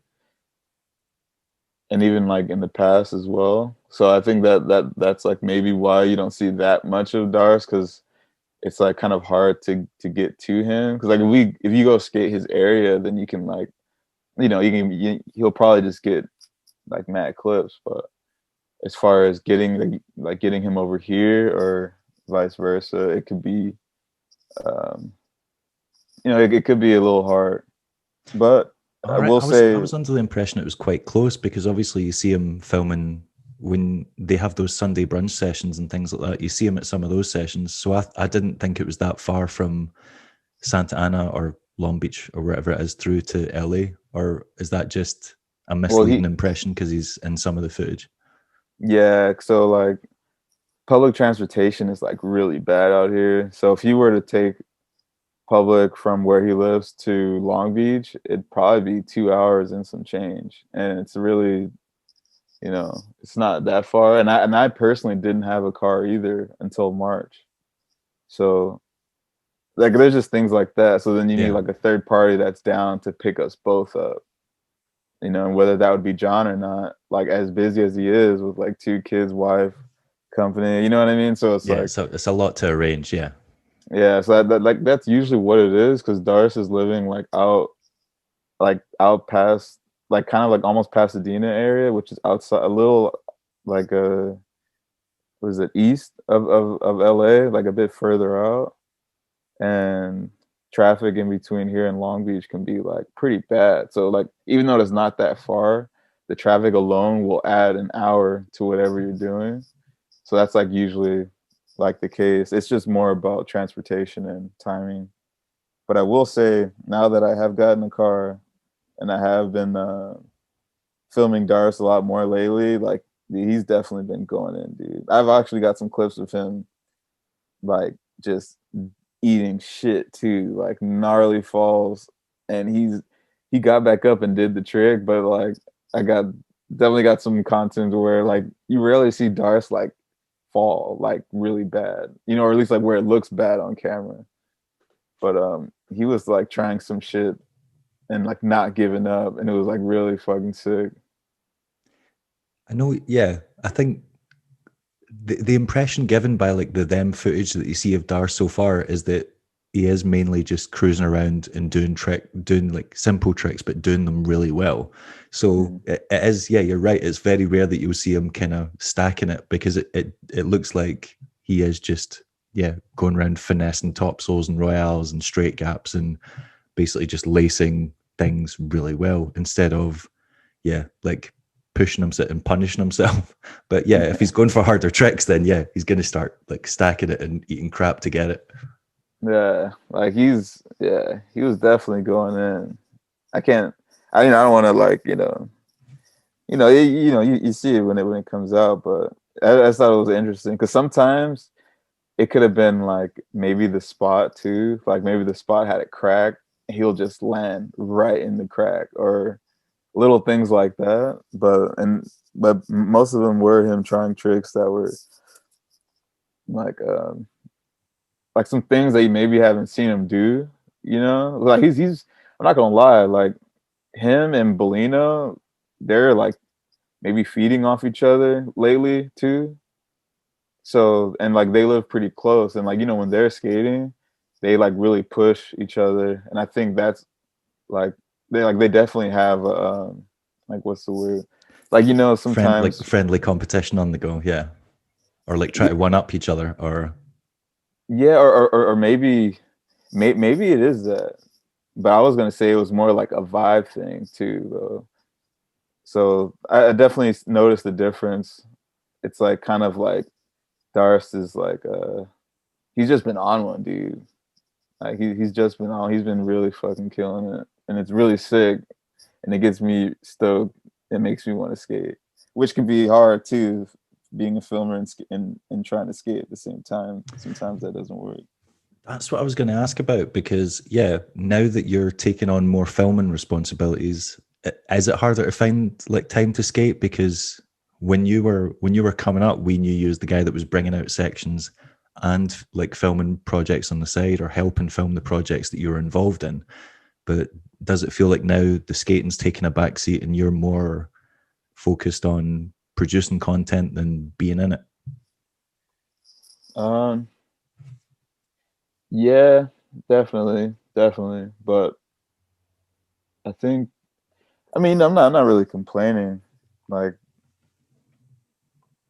it is, it is just as fun, especially when it's like small numbers. Like if I'm only filming one or two dudes, then like, you know, it's really not an issue. And usually the dudes that I'm filming, it's like they'll they'll get things like relatively, like, you know, it won't be like an all day event. Like I've been pretty fortunate. Like most of the times that we do go out, it's like you rarely get into any battles in any spots. But at the same time, I mean, they do offer to film me too. Like it's not like, you know, it's always one sided. Like they will be like, "Yo, you want to get this?" And so a lot of the times, it's me just not even wanting to be filmed. Like I'm really just enjoying like skating. And if I do get a clip, like I'll be stoked, but I'm like not really in search for it all the time. Plus, if you're filming, it can be kind of tough to like if you're sitting there filming fisheye or filming long angle or whatever, and then they're like, "Oh, do you want to get a clip in this spot?" And you're like, "Cool, I need to warm up. Then I need to try Royale like 4 or 5 times. Then I need to Yeah. step it up, and then I need to bust my ass just for all you guys to sit about and watch." And you're like, "That's you're putting a bit of pressure on me here." Yeah, no, yeah, that's a real thing, dude. Like filming is like it takes so much energy, and then all of a sudden they're like, "Yo, you want to get it?" It's like, damn, yeah, like just like you said, like I gotta like now I have to warm up, and everyone else is kind of warming down, or like, what's the next spot? And then it's like my mind just disappears from what I'm doing, you know, and it's like, damn, like you know, like I'm not even. It's hard. It's kind of hard to be in the zone at those times, and Yeah, also, it's the hardest time to motivate yourself because like everyone else is basically done skating it. So you're like, cool, I've got no one to like skate the spot with, and everyone's watching me, waiting on me to get it so that they can leave. You're like, this isn't. It's not. They're not ideal conditions. no, definitely not. But that's a lot better than like for me personally.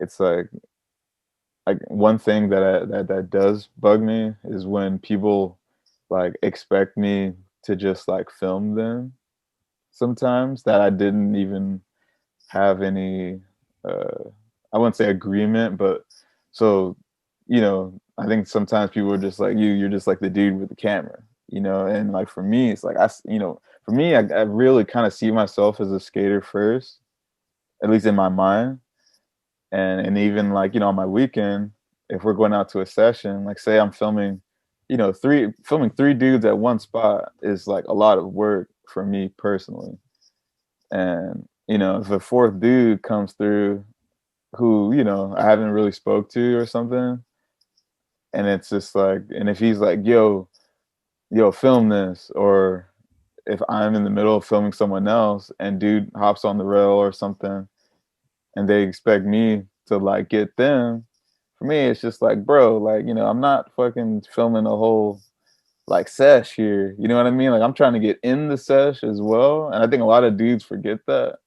So if, you know, for me, it's like, yo, my bad if I didn't film your trick, but you know, I'm focused on these three dudes like acutely, so I can't really, you know, anything further than that. Most of the time for me, it's just like, yo, like my bad, but I need to skate too, because like after this third guy got his trick, you know, like I'm probably have been there at the spot for an hour, didn't even do one trick at all, you know, and this is also my weekend, you know, and if I spend my weekend filming, then I go through, you know, a whole week or even 2 weeks without doing one trick, and I'm just like doing follow or skating, uh, like skating around. So for me, that's like one thing. Like I do like to like limit the number of people I'm filming per session personally. It's one of those things where, yeah, the more people there are, the more chance there is to be productive because you're playing the numbers game and there's more skaters, so there's a likelihood you'll get more clips. But it is harder to do it because you've got to keep your eye on so many more people, and then you've got people who who don't communicate with you. So say you're filming like a couple of guys hitting a rail, and then a third guy comes along and just does a trick on it, and then looks at you, expecting you to have caught it, and you're like, I'm not telepathic. Like I can't, you can't just sneak up behind me, lace it, and expect me to have filmed. That's not how it works. I've lost count of the amount of times I've been in that situation, and you're getting shouted at by someone, and you're like, I didn't come out to film you. Why is this? Why am I getting into trouble for this? Yo, that's big facts, dude. That shit happens till this day. You're just like, you need to give me a, hey, I'm about to go. You got this, and I'm like, yeah, I've got like, but if you don't tell me, I'm not going to figure it out. So, yeah. You mentioned earlier that you're working in the storefront. What's it been like since the shop's been open? Is it busy? Do you get a lot of guys coming through? Like what's the kind of day to day like working at the them storefront? It's funny because it goes like there'll be a day where everybody just goes and it'll get so busy in there because it's like it's not that big, like it gets busy pretty quick. And other days it will be pretty slow. There's just like 1, 2, 3 people. But typically people that go there, because in theory it's like a specialty store. So when people do go, they do have a very specific thing that they want, or that that they already knew about. Like they're not really coming to just hang out. Like I see that a lot. It's kind of just people just coming in, like I need this, got it, and then they're just out. There has been a lot of interesting shit happening. Like like one thing that's kind of funny is like we work right next door to like a lingerie shop, but it's also like a sex shop in the back. So I think maybe the front, I never been in there, but like Parker went in there, so he told me it was kind of funny. Like the front is like lingerie stuff at like a wholesale price, and then in the back it's just like a pure full on like sex shop. And you just see like the people that come in, sometimes they like mistake the them shop as like the sex shop. So there'll be a dude or like whoever about to return some shit. You can like clearly see what it is as he's walking up. He opens the door and he's like, "Oh shit!" you go through the other. And it's kind of jokes. And like that's like you see a lot of that. Well, what's also kind of funny is you tell me is John needs to capitalize on that market, and he needs to start doing them dildos and them flesh tunnels, and then just picking off bit by bit the next door's business. Oh man, no, that would not be the move. The people next door, so they're mean, dude. Like they're mean, like right. Okay. And it's crazy because it's like a family, and the mom, like for months, if you look at them, you say hi, anything, you get zero response. Like they do not fuck with nobody on that block at all. And I somehow the other day I got the mom to like smile and say hi to me, and now the mom says hi to me. And I thought, oh shit, well if the mom said hi, I'm gonna when I see like the dad, I'm gonna say like, yo, how's it going? Till this day, dude, if I see the dad, I wave, smile, nothing, bro. Nothing, just the cold stare. Like he does not fuck with nobody. I think it's kind of funny. It makes it kind of it's interesting. Do you really want to be friends with the family that run the creepy sex shop? Like, what's even more crazy? They have kids that just run in there, like running throughout the whole fucking sex shop. It's kind of trippy. Like imagine being a kid, and like growing up, like damn, like you remember back in the sex shop, like. Well, not even that. Just the kids must just be running around asking all the questions. Like, depending on what age they are, they must just be like, "Mommy, what's that? Like, what is that?" Yeah, it's kind of joke. why is that making a buzzing sound? Like, what is it? Like, that's messed up. But it could be worse. It could be some gnarly. At least they just keep to themselves, and like there's no issues with them. It's just funny. Like they just don't fuck with nobody. Like, and they're pretty like they're not shy about that. It's kind of funny. At least you know where you stand with them, because they're making themselves quite clear. Have there been any other kind of like random, weird, or interesting things happening since you started working there? Dude, there's so much. Like I'm trying to think. There's like a lot of instances actually, but there's one that was particularly funny because I would have never thought buying skates for a girlfriend can go wrong. Like, you know, when like a dude comes in to buy some skates for his girl so they can go out, you know, skating or whatever. I seen that shit go wrong in the funniest way that I would have never fucking imagined. So, you know, dude comes in and he's hyped. He's like, yo, I'm about to buy my girl some skates today. Like, it's gonna be fucking sick. You know, I'm ready. You know, he was like ready to get her out there. Yeah, let's go, baby. Like, you know, they were super hyped up, and they were like one of those fitness couple, maybe. You know what I mean? So they were like having like that CrossFit energy thing going on. Yeah, so they were ready to hit up, you know, the beachfront on their skates. Yeah, so like, you know, they come sit down. He's like, all right, cool. So he kind of brought me to the side. He goes, all right, yeah, okay. Yeah, all right. I'm gonna have her try on these 908s. And then how much are the 908 completes? I don't remember how much they were at the time. So I'll say, oh, the completes are maybe like I don't remember. I'll say they were like 230 or something because they're like extra small, you know. And you know, and then he was like, oh, okay, cool. So she put them on. And she put them on. She was like, oh yeah, they fit. He was like, oh yeah, sick. She was like, all right, cool, yeah, 230, cool. And then all of a sudden, she looks at the intuition liners, and then she was just like, "Babe, can I try those?" And he was like, "What?" He's like, "No, he's like, "No, you don't want those." That's just doubling the price straight away. Yeah, he tried to play it off. He was like, "No, you don't want those." And she was like, "Oh, can I try them?" And I was like, well, "Yeah, sure." So you know, I gave her the liner. She put them on, and she was like, "Oh my god!" She was like, "Yo, these are it. Yeah, I need these." And he looked at me, and he was like, "He's like, you just fucked me over." Yeah. And he like, you know, you just see him like, you know, he had his hand on his forehead a little bit. And he was just like, you know, he was trying to convince her not to get those. And then he made her take off both skates, try the liners on. And he was like, see, babe, see, your toes the intuition, toes all the way at the front. But in the stock liner, your toes, see, you got some room. Yeah, these are better. And then she still was like, I want the intuitions. And he was like, no, you don't, babe. Look, walk around in them. See, uncomfortable. You don't want them. He was trying everything he could do, dude, to get her not to buy these intuitions. And then finally, dude, he just gave in. He was like, fuck it, dude. How much they gonna run me? Like, he was it was kind of jokes. It was just funny seeing him try to like convince her without her knowing what intuition is. I mean, you've got to try, but props to the girl because she knows quality when she sees it. Because yeah, but unfortunately for that guy, he's now eating ramen for the rest of the month, and he's going to have to work some overtime shifts because she just emptied his bank account. Yeah, dude, that shit was pretty good. Like that was good. Plus, you sitting there with that knowledge, you must have just been like laughing your ass off inside, going, "This guy's about to get fleeced." Yeah, that's actually. I was trying to keep it to myself. Like I had to go to the back room once and just like, you know, to kind of just get a little chuckle because yeah, she was pretty funny.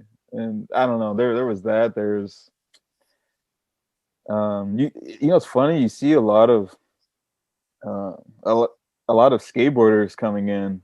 Actually, like most of the summer was not even like skaters that I'm familiar with. That like, as in like inline skaters that like are local or like that I know already skate.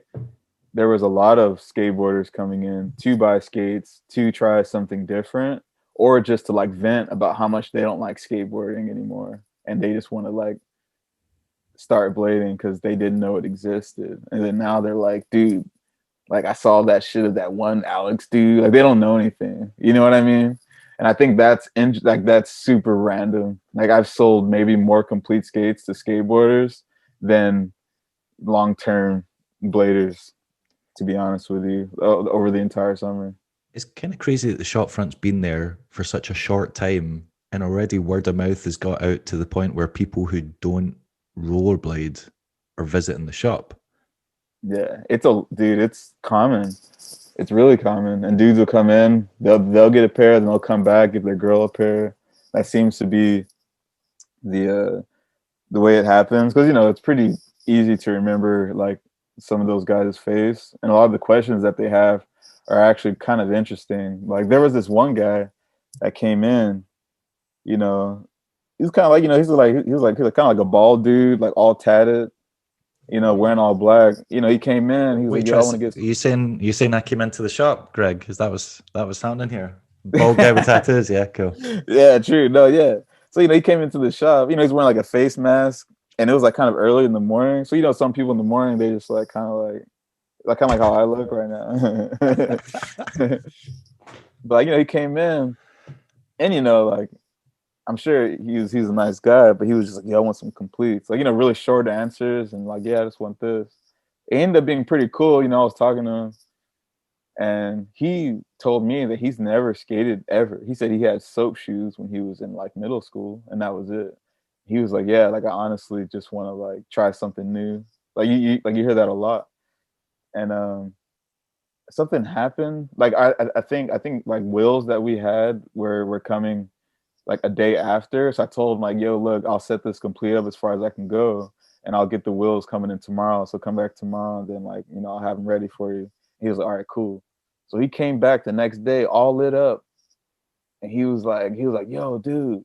He's like, to be honest with you, I was a little intimidated to buy some skates because I was watching all the edits, and I was like, damn, I for sure can't do none of this shit. And he was like, and it didn't really look that fun. He was like, and then I ran into Danny Beer edits, and I was like, yo, dude, this guy makes skating look fucking fun and sick as fuck. And he was like really stoked. And it was funny like hearing like different because like from a dude that's never seen tricks on skates, who didn't even know who Danny Beer was. And Yeah, I like thought that was an outside perspective, and yeah. Yeah, and it was interesting. So he was like, yeah, so really I'm coming back buying skates today because I saw Danny. Like that got me like juice. And I was like, damn, like that was, I never, they're like, it was just interesting sometimes hearing what people say. You hear that a lot, actually. You definitely hear that a lot. I can see the appeal of that because, Danny's one of these people that divides the community, because some people are like, oh, well, I would rather see someone do this or whatever. But there's no denying that his sections that he puts out are entertaining and they look unlike anyone else. Yeah. And if you've never seen rollerblading before and you watch that, that would stay in your mind because there's stuff in there that you just won't see other skaters do. Whereas you can see someone, get loose on a ledge and do all the tech tricks, but to anyone that doesn't skate, they're just like, well, those all look like the same tricks. But when you see Danny doing stuff, none of those tricks look alike. Yeah. No, you're right about that, dude. Like, and I actually realized that, like, whatchamacallit, like they're like back maybe like a while, like 2 years ago, like in 2018 or something. There was like some girl that I met, and she's like, she never like seen skating before, so she saw like some photos like on Instagram or whatever. And she was like, what are you, like a part-time ninja? Like she didn't even like process what's going on, especially like having black skates on. She didn't like understand the concept that I'm like grinding a rail. Like she literally said, are you a part-time ninja? That was when I realized like people actually sometimes I don't really know how to respond to that. Yeah. No, yeah. So yeah, it was kind of interesting. I'm trying to think if there's anything else. Like to be honest, there's like so much. There's like definitely so much that goes on. What's been the kind of like the bugbears of working in the shop, or like the most irritating things that happen, or the kind of like stupidest questions you get? Or there's got to be downsides to working in the shop, both for you and for Jon. It's got to be the discounts, the people asking for discounts when you don't even know dude. Like you won't even know who dude is. Never seen him before. He don't even skate, and he'll just be like, yo, what's good with the discount? I'm like, yo, dude, like, or what's even more funny. So this guy shows up at when was it? He showed up maybe like at closing, and I'm not gonna be a dick and tell people like, yo, it's closed. If you show up at closing and you want something, I'm definitely gonna let you, try something out or whatever. So like a dude comes, I kid you not, he walked in and he was like, yo, you got any size large shells? And this is like pretty early in the shop. And I was like, yeah, we actually do got some, or we had like some used ones. Like, remember when John does his the them pieces for a Yeah. little bit? So like there was like leftover size or like maybe a display or something. Um, I was like, yeah, I actually got one pair. You know, it's used though. And then he was like, yeah, you know, he was actually pretty stoked. And he said, yeah, cool. I actually was coming to return something to the sex shop. I'll be right back. So he went to the sex shop to return something. I was kind of thinking too, like, what? You return to the sex shop? He said that he Yeah. bought 2 weeks ago. So I was like, what do you buy for 2 weeks and return? I was like, whatever, you know. It could have been anything because to be honest, I don't know what they, you know, it could have been some random shit. So then he comes back in. He was like, all right, let me try the skates. And I was like, all right, cool. So I set him up. He was like, "Oh yeah, these feet, yeah, they're good, they're good." And then you know, for the for like the used pieces, like John's selling for like what $70, which is you know most of them are kind of you know having a lot of life and kind of brand new still. And dude was like, "Hey, bro, not gonna lie, 70, kind of steep, dude. Like, you know, can I get a discount?" I was like, dude, what? And I looked what he drove. He drove in like in a fucking sports car with like a custom license plate. And I'm like, bro, you really complaining about $70 skates? You know what I mean? And I'm like, yo, dude, like, no discount, man. Just like you either want them or you don't. And he kind of kept pushing for like this discount. And then he goes like, yo, where you from? And we start talking. And then we're like from the same city. And then he just starts going, oh, bro, come on, bro. We both, yo, we're both from Long Beach. Come on, man. Let me get a little discount. And I'm like, dude, like, nah, man. Like, either get the skates or I'm gonna close up. And then he goes like, all right, cool, I'll just buy the skates. So he starts buying them. And he goes, oh, you know what? Let me go get some cash. I'm like, bro, it's past closing, dude. Like, I'm not gonna have you go drive to an ATM and get skates. So then he ended up just like Venmoing. And then he left. And I kid you not, he comes walking in limping like a month later. And he's like limping. He has got like this weird face. And he's just like he's opening up the door. He goes, damn, man, yo, the doctors, man, they said I'm gonna need surgery on my foot, and it's all because you didn't put shock absorbers in my skate. And I was like, what? You know what I mean? Like, dude, what the fuck? And he goes, yeah, man, you didn't put no shock absorbers, so I fucked up my heels. And I was like, yo, dude. I was like, shock absorbers? Like, how? What do you mean? I was like, there was an insole. And he goes, oh, not an insole. Like, you know, a shock absorber, like, you know, the one for the hill.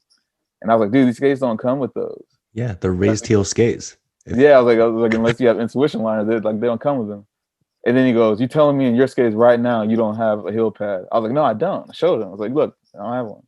And he looked at me, and then he just walked out the store normal, like didn't even limp. And I was like, Also, what actual fuck, dude? also you'd be like, what were you doing to hurt? Like, you'd have to be jumping off like a roof or like on a second floor to be hurting your heels like that. Yeah. Yeah, dude. Yeah, and I saw a dude skate actually, and he definitely is not jumping off of any roofs. That's I was wondering if you had like regular chancers that come into the store and they're like, oh hey man, can I get mates rates? And you're like, we're not mates. I don't know you. Why are you asking me for like the friend rate when we're not friends? Yeah. It's mainly dudes I don't know, or don't even skate. They're just like randomly getting into it. Those are the guys, because you know, usually within skating, like you know, we all have like some collective, like we know that like shit has been struggling for a minute. A lot of people come in with intentions to pay full price, you know, typically. That I will say, for the most part, it's like like all the discount in my experience has been like new guys. Plus, you'd imagine if your friends aren't going to come in the shop and be like, "Hey, Greg, can you hit me up with like 25% off?" Because that would just be embarrassing as fuck. Like, imagine going to your friend and be like, "Hey, man, can you just take a little bit off?" And you're like, "Are you trying to get me sacked? Like, I don't want to lose my job." No, yeah, no. That actually that's pretty rare. I don't think that's happened, which is cool. but also I've been, fortunate. Most of my friends, have jobs and can, provide, especially in the time like right now. So, but yeah. What were you doing before you worked in the storefront? Because you said when you were living in Denmark you were working. So of like what were you doing for work in Denmark and before you started working at the shop? In Denmark, I was a espresso machine technician, so it was completely random. So I That would like, that's quite specific. yeah, yeah, yeah. So I'd like fix and install espresso machines uh, all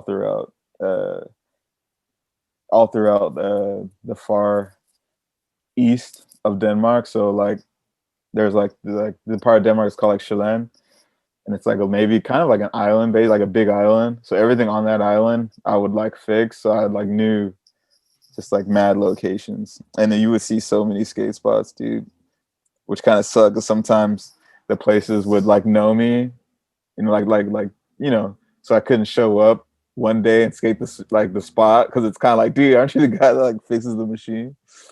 But off topic, but pretty much yeah, that was my job. And then when I came back here, my job, I like worked in a warehouse for a little bit when I first got back, and then I got a film job working for a social studies company, which is like, or like it was like social studies / geography company, and they made like globes and maps and shit. It was kind of sick, but as soon as the pandemic hit, all the schools shut down. So then when that happened, that's when I started working at John's. Like the way it fell was like it fell into place really like perfectly actually, because John started to need help as soon as I lost my job working at the social studies place. Right. I was wondering that because one of the earlier edits you made, the one I think it was in Copenhagen with Anders Oh Rish yeah, Resoy. Risoy, yeah. What was that one called? It was some kind of like tech name or something that had Oh, software update. Is that's the that it? one. And it had loads of animations and stuff in it. And I was like, where the hell did he learn how to do that? Because I'd seen stuff that you'd filmed and edited before, and it didn't have any of that stuff in it. You had like Well, rotating 3D like graphics and all sorts of stuff going on. well, that's the benefit of cold weather. Like I had time to like learn that shit. Right. You Oh, know, so it was all self-taught.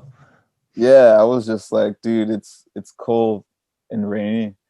Uh, you know, a lot, like most of the time in Denmark. But at the same time, if you use that to your advantage, like you can get a new skill.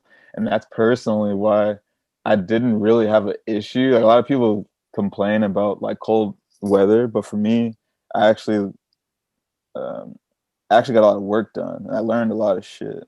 And I think, I don't know, it's motivating to do those things because here in Cali, I have a hard time being motivated to like deep dive into learning something new, whether it be computer programming or something like that. Yeah. Because imagine, for me personally, sitting at a laptop and it's just sunny as fuck outside. I'm hearing people have fun, and I'm like, I don't want to be in here. I need to go outside and fucking skate. Like I live basically on the beach too, so that's like, you know what I mean. So that was one thing about living there, is as soon as you film all summer, or all spring, all summer, and as soon as it starts getting cold, it's like, all right, cool, like now I'm about to like learn this shit. And that's kind of how that came about. It was just me experimenting, like even though like I don't necessarily make edits like that anymore, but during that time it's like, okay, cool, I learned how to do it. um yeah. Yeah, it's got when you're living in California by the beach, it's got to be pretty easy to take that for granted and become a bit spoiled with it because you're like, well, I don't need to worry what the weather's going to be like because the weather's always the same. So it's Yeah. like I don't need like. Whereas if you live in Europe or the UK, you're looking at the weather app constantly, being like, oh, I might get away with going out on Saturday, so let's try and assemble the troops. Whereas you guys are like, no matter what day you want to go out, the weather's probably going to be okay for it. Yeah, but no, it's funny because like I don't know, I kind of liked it, dude. Like people think I'm weird, especially like when I meet people out there. Like say you're in a bar or something, and people can hear like, oh, like this guy's American or something. Typically, when I be talking to someone, they be like, "You moved from LA to like Copenhagen? Like, why the fuck would you do that?" Like I heard that like a lot, just like mainly weather wise. But for me personally, like it didn't bug me. I actually thought it was interesting. I think seasons are unique. Like when you don't see seasons ever, and then when you do see them and experience them, I think I have like an appreciation for them because like I still have friends in California till this day that's never seen snow in their entire life, and they can be, maybe 40 and I've never seen it. And for me personally, like I actually enjoy being in seasons, and you know, it's just nice. It's just different for me personally, and even living out there, like I didn't really have formal cold etiquette. Maybe like I never had a pair of gloves, and if I did, I lost them like same day. I was about to say the first time the cold hits and you go out just like unprepared and I don't know, the wrong footwear and you just get soaked through to like your socks and you're like, wow, I've made some poor choices here. I did have Doc Martens though, so Right. there I was prepared. But when it came to, I never wore thermals, like the under thermal thing, and when I finally found out I never just knew what they were, to be honest with you. You're So like, when I actually why found is out, I'm like, everyone coping with this so much better than me? yeah, yeah. And then when I finally got thermals, I was like, oh fuck yeah, like dude, I'm fucking feeling good. Like after that, I was warm. I was definitely warm. Right, okay.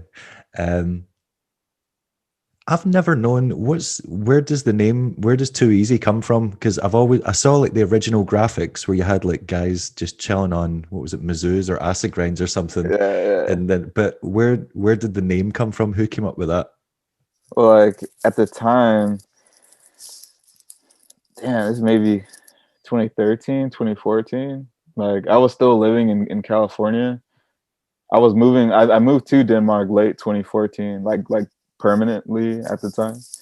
Like before that, it was always just back and forth. But so I was still living here, and then it's like you know, we were doing like some sort of like meme page thing, and I was like affiliated with it allegedly, and then there was By this by photo. by meme page, are you about to admit to me that you had something to do with them niggas? Was it that one? It was, wasn't it? Allegedly, I had something to do. outed, outed. I Allegedly, knew it was like somewhere around there. Okay, cool. Right. allegedly, I had something Allegedly, right. to do with it. Not all the way, but I had something to do with it.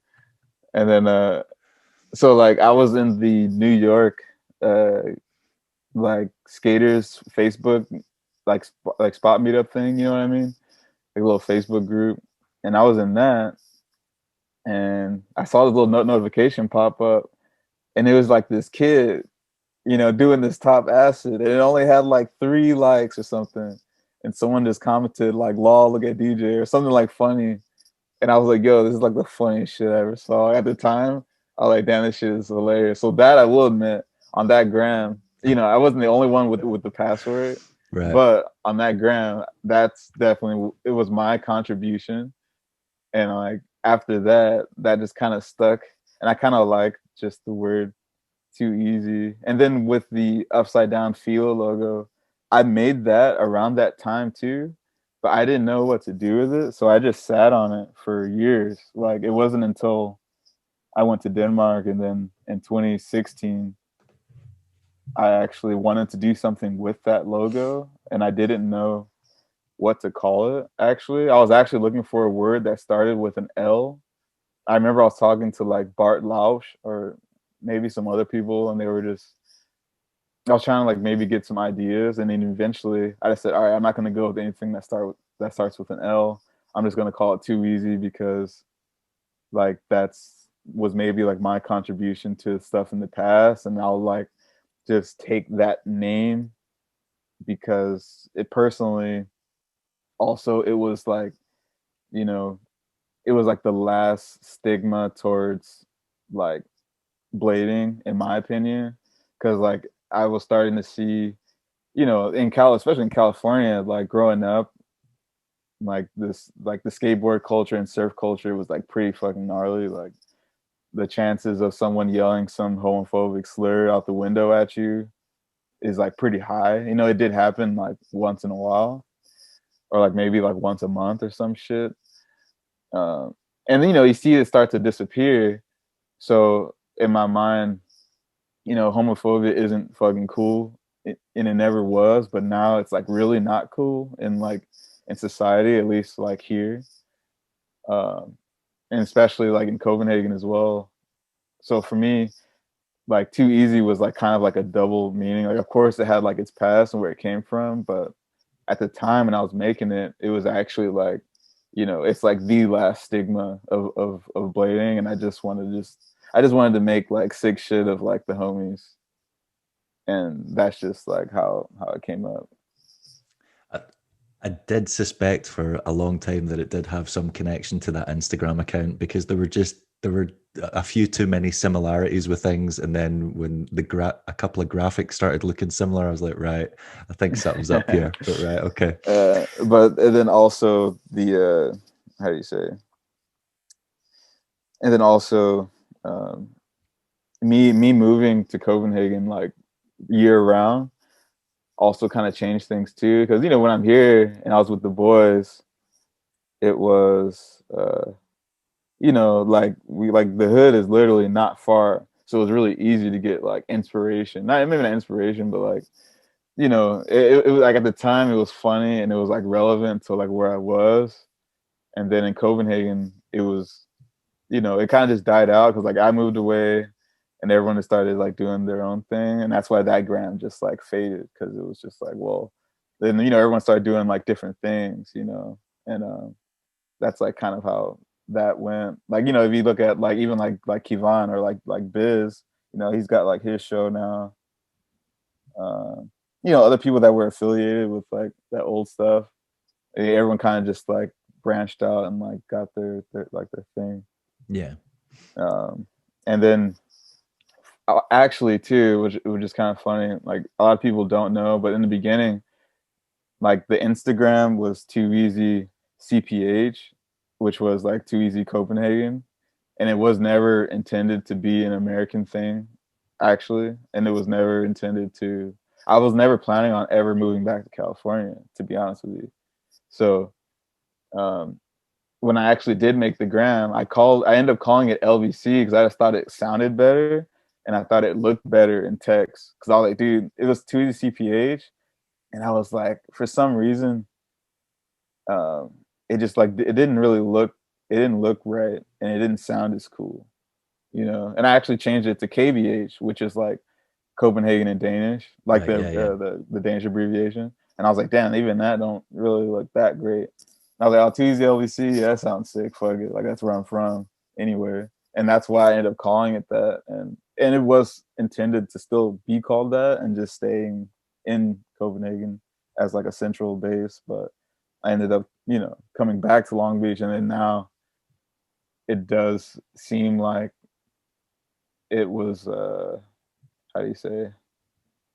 I don't know. I guess it like, things move and things happen. So in a way now it makes more sense that it's Too Easy LBC unintentionally, but I'm Yeah. not complaining. Are you surprised by how far it's come, like being basically a part joke between you and your friends and slash a graphic just sitting on your computer for years not doing anything, to now being, you cannot go to a skate competition, it feels like, in the US or in Europe without seeing that graphic on someone's back. And now you've got Dead, which are one of the kind of most popular brands in blading, like wheel companies. You've got a wheel with them, and now you've got a skate with them, who are considered probably one of the most exciting skate brands as well. Like you've got to be happy with how much this has developed in such a short space of time. Yeah, definitely. I mean, um, I didn't plan on it. Like, you know, I didn't know that was gonna happen. Like when I did start it, it was more intended for, because like I'd always enjoyed filming and editing edits in general. Uh, so so it was kind of more a place to just like have them, because I was posting edits on like my personal, like, you know, when Instagram started becoming, you know, maybe more official than like Vimeo at that point. You know what I mean? Because like for a while, posting to Instagram was like that's where you would post like your for fun play shit, and then on Vimeo you'd be like, all right, edit drop. Here's the Vimeo link. You know, back in like 2015 and then early 2016, and then slowly Instagram became more the platform. So in my mind, and then Vimeo started making me pay. So in my mind, I was like, dude, I need to make like a new page or something. So that's actually what Too Easy was starting. You know, of course, I wanted to like sell shirts, but that was also mainly because I was homeless at that point. Not necessarily homeless. I didn't have a place to stay because, like, me and my girlfriend at that time, my ex-girlfriend, we had lived together, and then we broke up, and then, you know, I didn't really have a place I had to like live in some of like my friends' apartments, which I'm thankful. Like I couch crashed for maybe 2 months solid, and because like finding a place in Copenhagen is kind of hard, especially when um, I don't know, you know, being American and stuff, and it's like, you know, you're like fighting for an apartment, and you know, it's kind of hard to get a spot no matter where you are. But in Copenhagen, it's also pretty hard. So, but either way, I made the shirts actually to help like fund me, just like straight, what's the word?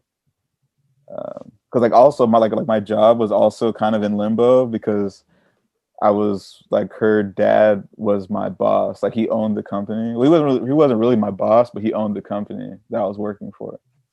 So I didn't really have a job at that point too. And then in Wow, Zub, I talked to him. when you broke up with Right. her, you became unemployed and homeless. That's like the worst Yeah, breakup ever. yeah. Yeah, that sucked. Yeah. And both of these things in a foreign country.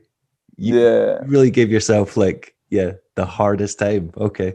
Yeah. But to be honest, like me and her dad are like, we're always cool. Like he's like a really sick dude. So it wasn't even, you know, honestly, he kind of was like, yo, dude, like, I'll give your job back. Like, it's no problem. You know, in the beginning, it was like, is it weird? You know, I'm working for my ex-girlfriend's dad still, and I see him daily. You know what I mean? Yeah. So that was also why, like, maybe I should do something else. And then in the end, he was like, dude, just come work for me, dude. I don't fucking care. You know? And I was like, all right, you're right. It's all good. And then, you know, talked to her about it. She was cool. And then I ended up just working back with him. And then that last month of those 2 months of not having a place, I ended up finding one, you know. So realistically, I made those shirts. That was the premiere of me not having a job or a place to live. So that's honestly what also inspired me bringing that logo to life, because it was like, dude, I actually need to sell this stuff to like actually eat. Um, and yeah, so pretty much that's how that started. So in a way, no, I didn't expect it to go this far. I did want to keep it and have longevity with it, and just have it a place to add, you know, all the edits and wherever we travel, you know, just like in general, like that was the plan for it regardless. But I mean, I'm stoked that people, you know, like it and appreciate it. It's definitely yeah, I mean, it's fucking cool. I really do like it, and it does, like my goal with the logo was also to, like, I heard someone say, like, a skate, like the photo of a skate on a shirt or anything, it's just like not cool. And in my mind, I was like, it's kind of a hard task to make a you know, an inline skate look like cool. Like I heard people say that before, and I was like, so for me, it was kind of like a challenge. Like, how can I like take just the photo of a skate to where there's no mistake of what this is, you know, and to make someone like wear it and like be proud of like what they do, and be proud to like tell other people like, yo, dude, like this is shit I do. Cause like there are a lot of people for a long time that would keep that shit kind of hidden, you know, that wouldn't be like, oh, yeah, I rollerblade, you know, like a lot of people are kind of keeping that to the side or not like admitting it too quickly. And that's one thing that did kind of bug me. So to be honest, that was over time a mission of what I wanted to do with Too Easy, is to make people proud of like what the fuck they do, because what we do is fucking sick. And if I could do anything to uplift the community and uplift people, like, you know, showing like, yo, we do this shit. Because for me, you know, that's the first step to having like a healthy community, and that's everyone being proud of what they do personally. Like I've always kind of thought that. Oh, So that's definitely, yeah. And I think a lot of that is to do with people growing up and being insecure and not, you know, when you were a teenager, you were probably, well, a lot of teenagers were probably less likely to be like, oh yeah, rollerblade, because you're kind of worried you're going to get clowned on or get made fun yeah, of or whatever. But then when you get older, you're like, I don't really give a shit. So yeah, like after a certain point or age you reach, you're just like, if you don't like it, I that's not going to affect my day. It's not going to upset me because I do. So yeah. I mean, I used to bring my skates to school every day, like in high school, like be way before skateboarding was even like cool. Like I was cool with all the skateboarders in my city, like in Long Beach. Like I went to high school, this place called like Jordan High, and there, if you weren't playing basketball, it was kind of like a hood school. Not gonna lie, like they got metal detectors at the front gates and shit, and you get like pocket searched and like patted down like every day. So if you weren't like playing basketball or whatever, then you were just like fucking weird. So even skateboarders were cool with us because we were like still on the outcast. You know, of course, I was maybe more cool with like BMXers more, because that's just, there's always some common ground with them, at least in my experience, at least in here in California. But you know, so back then, blading was like super not cool. Like it wasn't just like not uncool, but it was like really fucking uncool. But um, all the dudes that are from here and then did skate, like they never did hide it, and like, and maybe that's also why I was able to be so proud of it as well, because I had like, you know, I wasn't the only one. Like there were other homies too, like bringing their skates to school, not giving like zero fucks. Like I have had people growing up, you know, come up to me and be like, dude, like, did you just bring your skates like in the bus? Like, aren't you embarrassed? Like people are gonna stare at you. Like I've had people say that, which is kind of interesting. But um, yeah. yeah, the main comment I get now, just people just go, aren't you a bit old for that? And my response every time is like, yeah, probably. That's it. That's maybe the best response, because it's, you know, it's just like, yeah, well, I'm gonna do this shit anyway. I'm like, I feel too old for it, but you know, yeah. So I've got nothing else to ask you. The only other thing I want to know is what does the future hold? What project you've mentioned one project you've got in the works that's going to feature Sean Darst. What else have you got? Are you planning on doing any more soft goods with Too Easy, or other projects with them, or other projects not with them? Like, No, I'm basically, definitely gonna do more. I'm gonna try to focus on merch. Like I don't know if you saw, it's not really a secret anymore, but there's this clothing company called Brain Dead that is based here in LA. yeah, they're like South Korean guys originally, aren't they? Or No, no? he hired those guys to do Ah, right, photo okay. shoots for him, but the guy that runs the clothing brand is here in LA, and he actually has a store on Fairfax now. He bought like a theater, which is fucking sick. I saw that. I saw they've been doing like horror movie premieres and stuff like that at it, and doing merch to Yeah. go along with it. Yeah, it looks really cool. Yeah, so this is right next to, you know, this is like the fashion street of LA. So like right next to it, there's, you know, fucking Isn't that where like, Diamond and Supreme and that are? Yeah, yeah, yeah. exactly. Like they're like neighbors. And you know, and this guy, he's actually well informed. He knows like everything about blading history and current. Like he'll tell you current shit. He'll be like, "Oh, this dude has this sick trick," and it's kind of funny because he's more knowledgeable on blading than a lot of bladers or even people like having certain platforms. Like he knows like in the in and outs of everything, and it's kind of interesting because I've never met him before, but he's always kept an eye on skating because he used to do it when he was younger, you Right. know. So and then him just coming back into it, he's like, "Yo, like he actually bought skates from Jon." Yeah, because I've seen he's been doing like early morning sessions with John at like outdoor parks. Uh, Sometime I think it was maybe more like he's been at the Sunday brunches lately. Right. Yeah. Um, but and then he's doing a collab skate with them skates. If you saw, uh, I've seen a couple of like I've seen the cuff and the sole plate with like the different colors. Yeah. yeah. So and he's gonna have the skate available like in his store on Fairfax next to all those other companies, which is like really fucking insane. But I spoke to him and he actually told me, he was like, "Hey man, you should really start doing more merch for Too Easy and just having stuff available and maybe, reaching out and, doing some different designs." So, when he told me that, it really like kind of stuck. And I was like, in my mind, I'm thinking, yeah, for 2021, I do want to focus on that. And that's also what got, Bauer to make those. Like I was more like adamant and like trying to figure something out with Bauer to get that made.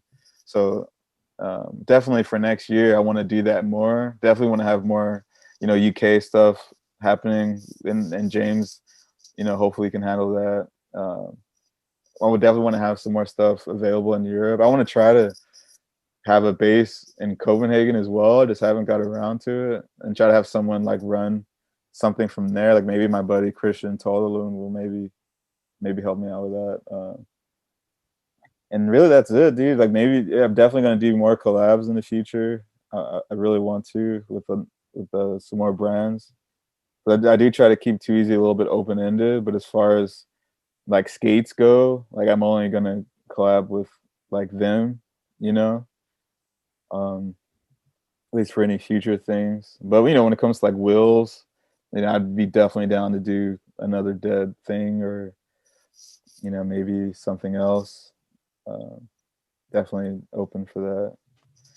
And really, I guess that's really it. Like maybe do some more edits. Um, Hopefully with Alex. I did talk to Alex, so maybe we'll do another thing at one point. I'm not really sure what. I mean, that guy is definitely a workhorse, so he's always down to do something. Oh, but dude, did you also see when Alex was here? Uh, we were driving back to Santa Ana, and then like someone shot our window on the highway. Wait, what? Yeah, it was like on the stories for like a I see. couple hours, and then I'm we sure I took it saw that off. on them or something. I saw, or yeah, one of the. I'm sure I saw it in one of the Instagram stories where you're all standing next to it and it's just in the background. But oh, was Julio not there? No, it was Julio's van.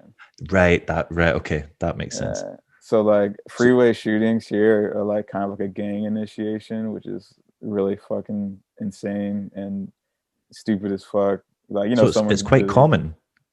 It's actually more common than you expect. Like, um, I don't know how it goes. I guess they just find a random car to just like shoot at while driving. And yeah, luckily in this case, it wasn't like an actual like strong pistol. It was probably more on the case of like a high powered like BB gun that was still able to like penetrate a window. Right. Especially we're on the highway like going fast, I dude. was about to say the combination of the gun versus the speed of the vehicle is gonna, yeah, that's dangerous as fuck. Yeah, because for a second we were like, what the for a second we were confused, like, dude, was that a rock? And then Alex actually saw the dude speed off, and then and we were like, dude, what the fuck just happened? And it was crazy because I was sitting in the back seat, and then like that shit popped like all over me. I had glass like in my eyelids, and then like, you know, I had like shards of glass stuck in my dreads and shit that were actually really fucking hard to get out, if you can imagine. And then I cannot imagine what it would be like to get anything out my hair for a very long time. But yeah, okay. yeah, but yeah, dude, I was kind of in shock because for a second we were like, dude, maybe it was just a rock. And then, you know, it was at night and we were driving like kind of out in the hills, so there's not a lot of lights. And the light, we drive on the right side of the road, and we got shot from the passenger side of the following of a car driving on our left. So with the lights flashing on the right side of the highway, it was kind of hard to see the glass because it was dark out there. You know what I Yeah. mean? So then when we kind of got more towards the light, I looked and I was like, dude, I kind of see a point of entry there, you know, because it was like right above my head. And then we started talking about it, and we were like, dude, like, I'm pretty sure the car just got shot. Like, we kind of like to process what just happened because it was so quick. And then when I'm sitting there thinking about it, it's like, you know, I've heard gunshots before, and there is like a bah, you know what I mean? Because like you heard the pop before the glass broke. So it was kind of like, oh shit, like a realization of like what the fuck just happened. So in a way, like, you know, and not only that, like that whole time making Alex's edit, like within that, you know, week and a half or almost 2 weeks, there was actually like a bunch of crazy shit that I kind of forgot to mention maybe. That including like I almost got arrested for no reason, which was really fucking insane. I just got done filming Alex, and we were kind of in a sketchy neighborhood, and this dude came through and he was like, I don't know, asking Darce and everybody like some kind of weird shit, like asking them if they like guns, and like you know, like kind of like some weird. He was being, you know, and Darce was like, dude, we got to get the fuck out of here. Yeah, So then this guy's weirding me out. yeah. So we left from there, and then I was going home, and then it was actually my homegirl Kay. It was her birthday party. Um, so we had like a really small party. Maybe there was like 6 people there, you know, and it was like, you know, a COVID party, so it's not a big one, and there was, you know, limited people can be in, you know, space or whatever. So, you know, it was her birthday, and we were just like kind of chilling, eating cake and whatnot, and it was still kind of early in the night. And then, you know, I sobered up, and then I didn't go home until like 2:30. So I'm walking out the door, and I'm going home, and then I kind of see like a cop out in the distance. He's kind of like approaching, like if I'm walking straight, he's coming from the street that is like intercepting, and he's kind of got like his lights on the dim, and he's just like cruising slow. And I'm, you know, walking up to the car, and I'm getting in it, and I'm kind of like, I don't know if this guy, you know, I didn't really know if he was watching me or not. You know, I don't know what he's doing. I didn't really think about it either because I wasn't doing anything wrong. And I sat in the car, and the dude sped around the parking lot I was parked in, and then he like blocked me in, and he parked inside. And he gets out the car, and he like took his gun out immediately. And I'm like looking in my rearview mirror, like, dude, what the fuck, you know? And then he comes up to the window. He's just like, you know, like, what are you doing? I'm like, well, going home, you know? And he's just like, where are you coming from? I'm like, oh, well, my friend's house. Like, I just went to like a little small party. He's just like, small party, huh? Where's your friend's house? And I'm like, well, I don't know the address by heart. You know what I mean? Like, you don't, you know, you Google Maps an address. Like, you don't know, like, oh, it's, you know, this. Like, in my mind, like, you know, and then he goes, yeah, your story's not adding up, buddy. And I'm like, what the Story's fuck? not adding up because you're scaring the shit out of me. Yeah, I'm just like, dude, what the fuck? So like, you know, like my mom always told me growing up, like, you know, just short answers with the cops, hands on the steering wheel if you're in the car, don't make any fast movements. Like the dude, I'm like looking at my left, like his gun is like out as he's at my window, and he's by himself, which is tripping me out because when there's two cops, at least there's this you Potential know, accountability for having, you know, a witness or whatever. Yeah. yeah, something. But he's just like by himself, and he's being like real agitated, and I'm kind of just sitting there like, dude, like this is kind of fucked up. And then he goes, all right, cut the shit, dude. Where's the crystal meth? And I was like, what? Like this conversation took a strange turn. I was like, yo, I was like, dude, you got the wrong dude. Like, I don't know what you're talking about. He was like, dude, I see it on your face, man. And then I'm tripping. I'm like, dude, do I look like a crystal meth user? I was like, dude, what the fuck? Like, why? Like, I was like, I just got my hair cut and shit. Like, yeah, I definitely don't look fucked up, And I'm just like, You're like, just got my haircut. I thought I was looking fresh, thought I was looking good. And now you're telling me I look like I'm off my face on drugs. Cool. Thanks. yeah. And in my mind, it's like, I know for a fact if I were to tell him, like, dude, I was like straight edge most of my life, and I like just started drinking like 5 years ago, maybe at this point, as a 29-year-old. You know what I mean? So in my mind, I almost want to say that, but I don't. I know it don't. It won't go anywhere. Yeah. So basically, How did you get out of this? Huh? How did you get out of this situation? Because it sounds like it was going downhill fast. Dude, so, and then he keeps pushing me. He goes, dude, if you just give it to me, you're not going to go to jail. You're going to be good. Just give it to me, dude. And I'm looking at it, I was like, dude, I definitely don't have any crystal meth, man. I was like, whoever you're looking for, you got the wrong guy, or I don't know. It's not me. I definitely don't have anything. And he goes, all right, buddy, that's it. I'm tired of you. I'm tired of you lying. As soon as I catch that shit, you're going to jail. Da, da, da. So then he goes, you got ID on you? And I'm like, I was like, yeah. And I still got my hands on a steering wheel. He opens my door. He like ragdolls me out of the car by my wrist, and like just fucking pulls me out and like throws me on the car, which by the way, I have like, a 1989 Volvo, which is like the most unsuspicious car of all time. Like the Dadmobile. Yeah, when I think about it. And then he's just got me, he's like checking all my pockets. In my mind, I'm tripping. I was like, dude, I don't want this guy going through. But like, I really did not fucking trust this guy, like at all. Like I was getting gnarly vibes from him. I was like, yo, he's gonna plant some shit on me. Like in my mind, because I'm like, why is he fucking doing this?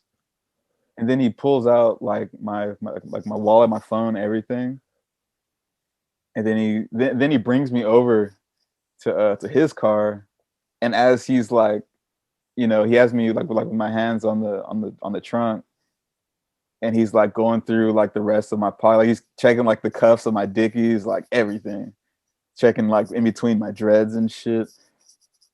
And then he goes, I don't know, maybe he saw like the sticker on my car, because like I have like a DK like Denmark sticker on my car.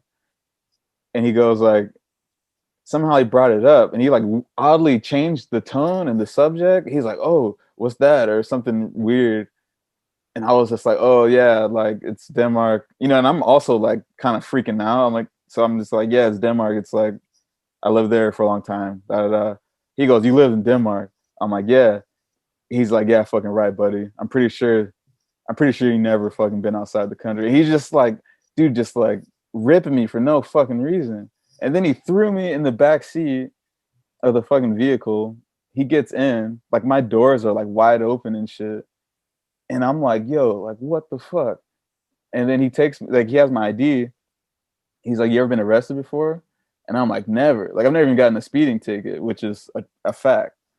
And I was like, never. And he goes, yeah, fucking right. And he looks at my name. Of course, I was never arrested. And he looks at my ID and he goes, this isn't you. And I was like, are you, like, dude, at that point, I was like, I'm going to fucking jail for no reason. Like he just decided that like that's not me. And I took someone's like wallet, basically. And I was like, are you just fucking insane? And then he goes and he does a full 30-minute, 45-minute search of my entire car looking for drugs. And, the dude took my fisheye out of my camera, threw my fisheye everywhere, just fucked all my shit up. And obviously he found fucking nothing. I was tripping because I was like, dude, what if he finds like my wax? He thinks like my wax is crystal meth or something. Like Yeah, in my mind, just any reason. Yeah, you're like, just any reason. what's 'Cause this residue? And you're like, fuck. I know he's just And then sure enough, he found nothing, which I thought he was about to plant some shit in my car because at this That would have been point, my fear. I'd have had the paranoia, but like, he's just going to produce something from his pocket and say it's mine. yeah, at that point, I really thought that was about to happen. And then I got out, or he pulled me out the back seat or whatever, and he like undetained me. And then he goes, "You been drinking tonight?" And I was like, "Hours ago." And then he tries to give me like a drunk test. Like he was trying to do anything to put me in fucking jail, dude. It was insane. And then I do like the little drunk shit, and I passed. And either way, while I was doing it, I was kind of like, I didn't even start the car. So to get a DUI, at least in California, the keys have to be in the ignition, you Right. know? So, and that wasn't the case regardless. But either way, I like passed because, I'm not going to drive drunk. Like personally, that's just, I wouldn't do that shit. So, definitely wasn't drunk. And then dude just looks at me and he puts like the flashlights like on my eyes and he gets like on my face. You know what I mean? Like in some weird, like, I don't know what the fuck he was trying to do. And he goes, "You're on something. I don't know what it is, but you're not operating this vehicle tonight. Walk back to your friend's house." And I was like, dude, this guy is insanely power tripping. Like, what the actual fuck? So I started like ghost walking to like back to Kay and Joey Lunger. Like Joey Lunger, Kay, and my friend Keith all live in that house. Right. So I started walking back to the house. And as soon as he drove off, I just ran back to my car and I just like dipped. Took off. I just went home. And then keep in mind, he had me in the car until like 3:30 in the morning or something stupid like that. So by the time I got here, my adrenaline was rushing and shit. And then at that point, I had to meet up with Alex like, in a couple of hours. So I had to go meet up with him. And I was like, dude, I may be fucking up today. I did not sleep. And that was, and then after just getting shot the day before, that was like a gnarly, or that almost getting like, fucking whatever happened with the car, like just back to back. Like that was just fucking insane. I'm starting to come under the impression that you may have the worst luck of any human being alive. You get pistol whipped in a hotel robbery that has got nothing to do with you, and the only reason you're there is because you forgot to get the Wi-Fi codes. You managed to get harassed by a potentially racist or just mental police officer who had nothing better to do, which is kind of crazy in LA. You'd think he'd have other crimes to be investigating. True. And then within the same period of time, you get shot at in a car. That's a lot. That is a lot. The funny part is there's like a lot more, but that'd be a whole different podcast. But I think Quinny actually coined it the best. He was just like, dude, you got fucking 9 lives. He's like, at this point, you're down to 3. Like, yeah, dude. Maybe even. I'm not even gonna give the number out, but I definitely don't want to speak that into existence. But yeah, dude, I definitely have been unlucky, but also just as lucky considering the circumstances. So well, you've survived all of them, so that's the main thing. Yeah.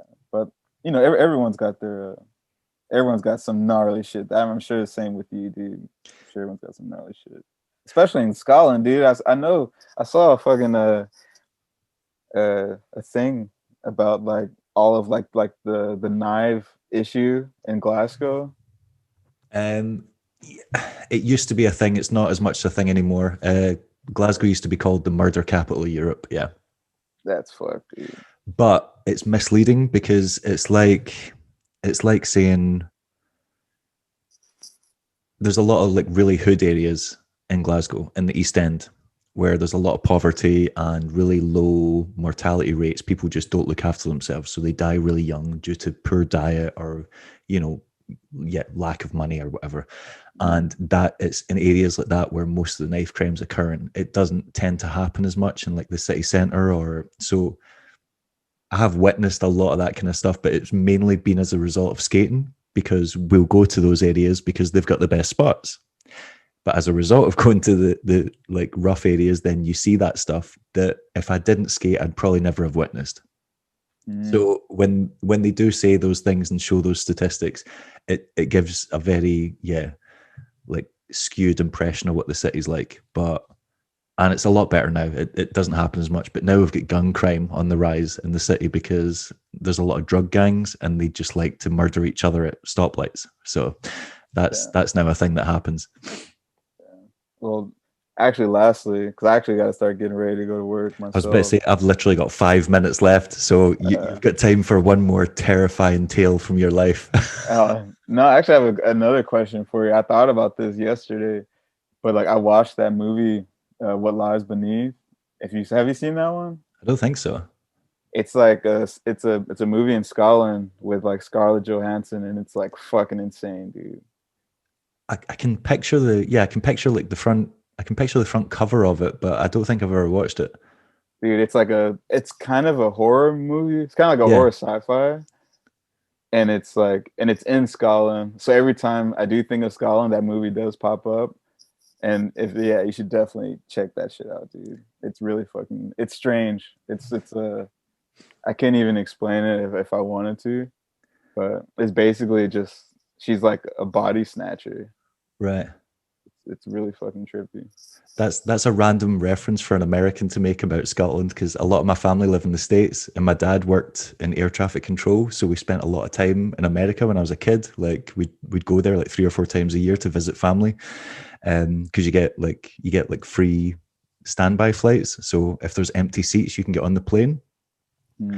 And whenever I went to the States, people would be like, "Oh, where are you from?" And I'd be like, "Oh, Scotland." And they're like, "Oh, what state's that?" And I'm like, "Oh, it's not a state. It's not in America." And they'd be like, "What?" And I'd be like, "Oh, it's in Europe." And they're like, "Nope." And I'm like, "UK?" And they're like, "Nope." And I'm like, and then I go, "Braveheart, Mel Gibson." And they're like, "Ah, I know what you're talking about. Right. The guys running about in skirts." And I'm like, "Yep, that's us. We're all just running about in skirts." People actually, unfortunately, would think that, to be honest. So yeah, everyone just thought I was this crazy guy. And they're like, why you not wearing it now? Or I went to a university party at a campus and they were like, "Oh, bear in mind, this was like 2003, 2002 maybe." And they were like, "Oh, do you guys have like the internet there yet?" And I'm like, "Yeah, like we have electricity, we have the internet. Like it's not like you don't go to the UK and go back in time." Like, so yeah, you get some interesting questions. It depends where you go. Like a lot of my family live in the Midwest, and there's some small town, not very intelligent people. Fucking hell, man. I've taken up an insane amount of your time today, so I want to say thank you very much for doing this. It only took us 2 days, so we've got heaps of content to get through. And I can't wait to see the next project that you're working on. And yeah, keep up the stuff with Too Easy, because it's amazing. James was telling me he's actually, I don't know if I'm allowed to say it, but he says like he's hoping to get hoodies done next. So yeah, exciting times. Definitely. Hell yeah, man. I appreciate it, dude. But thanks a lot for your time today, and yeah, speak soon. Likewise, man. Right. Catch you in a bit.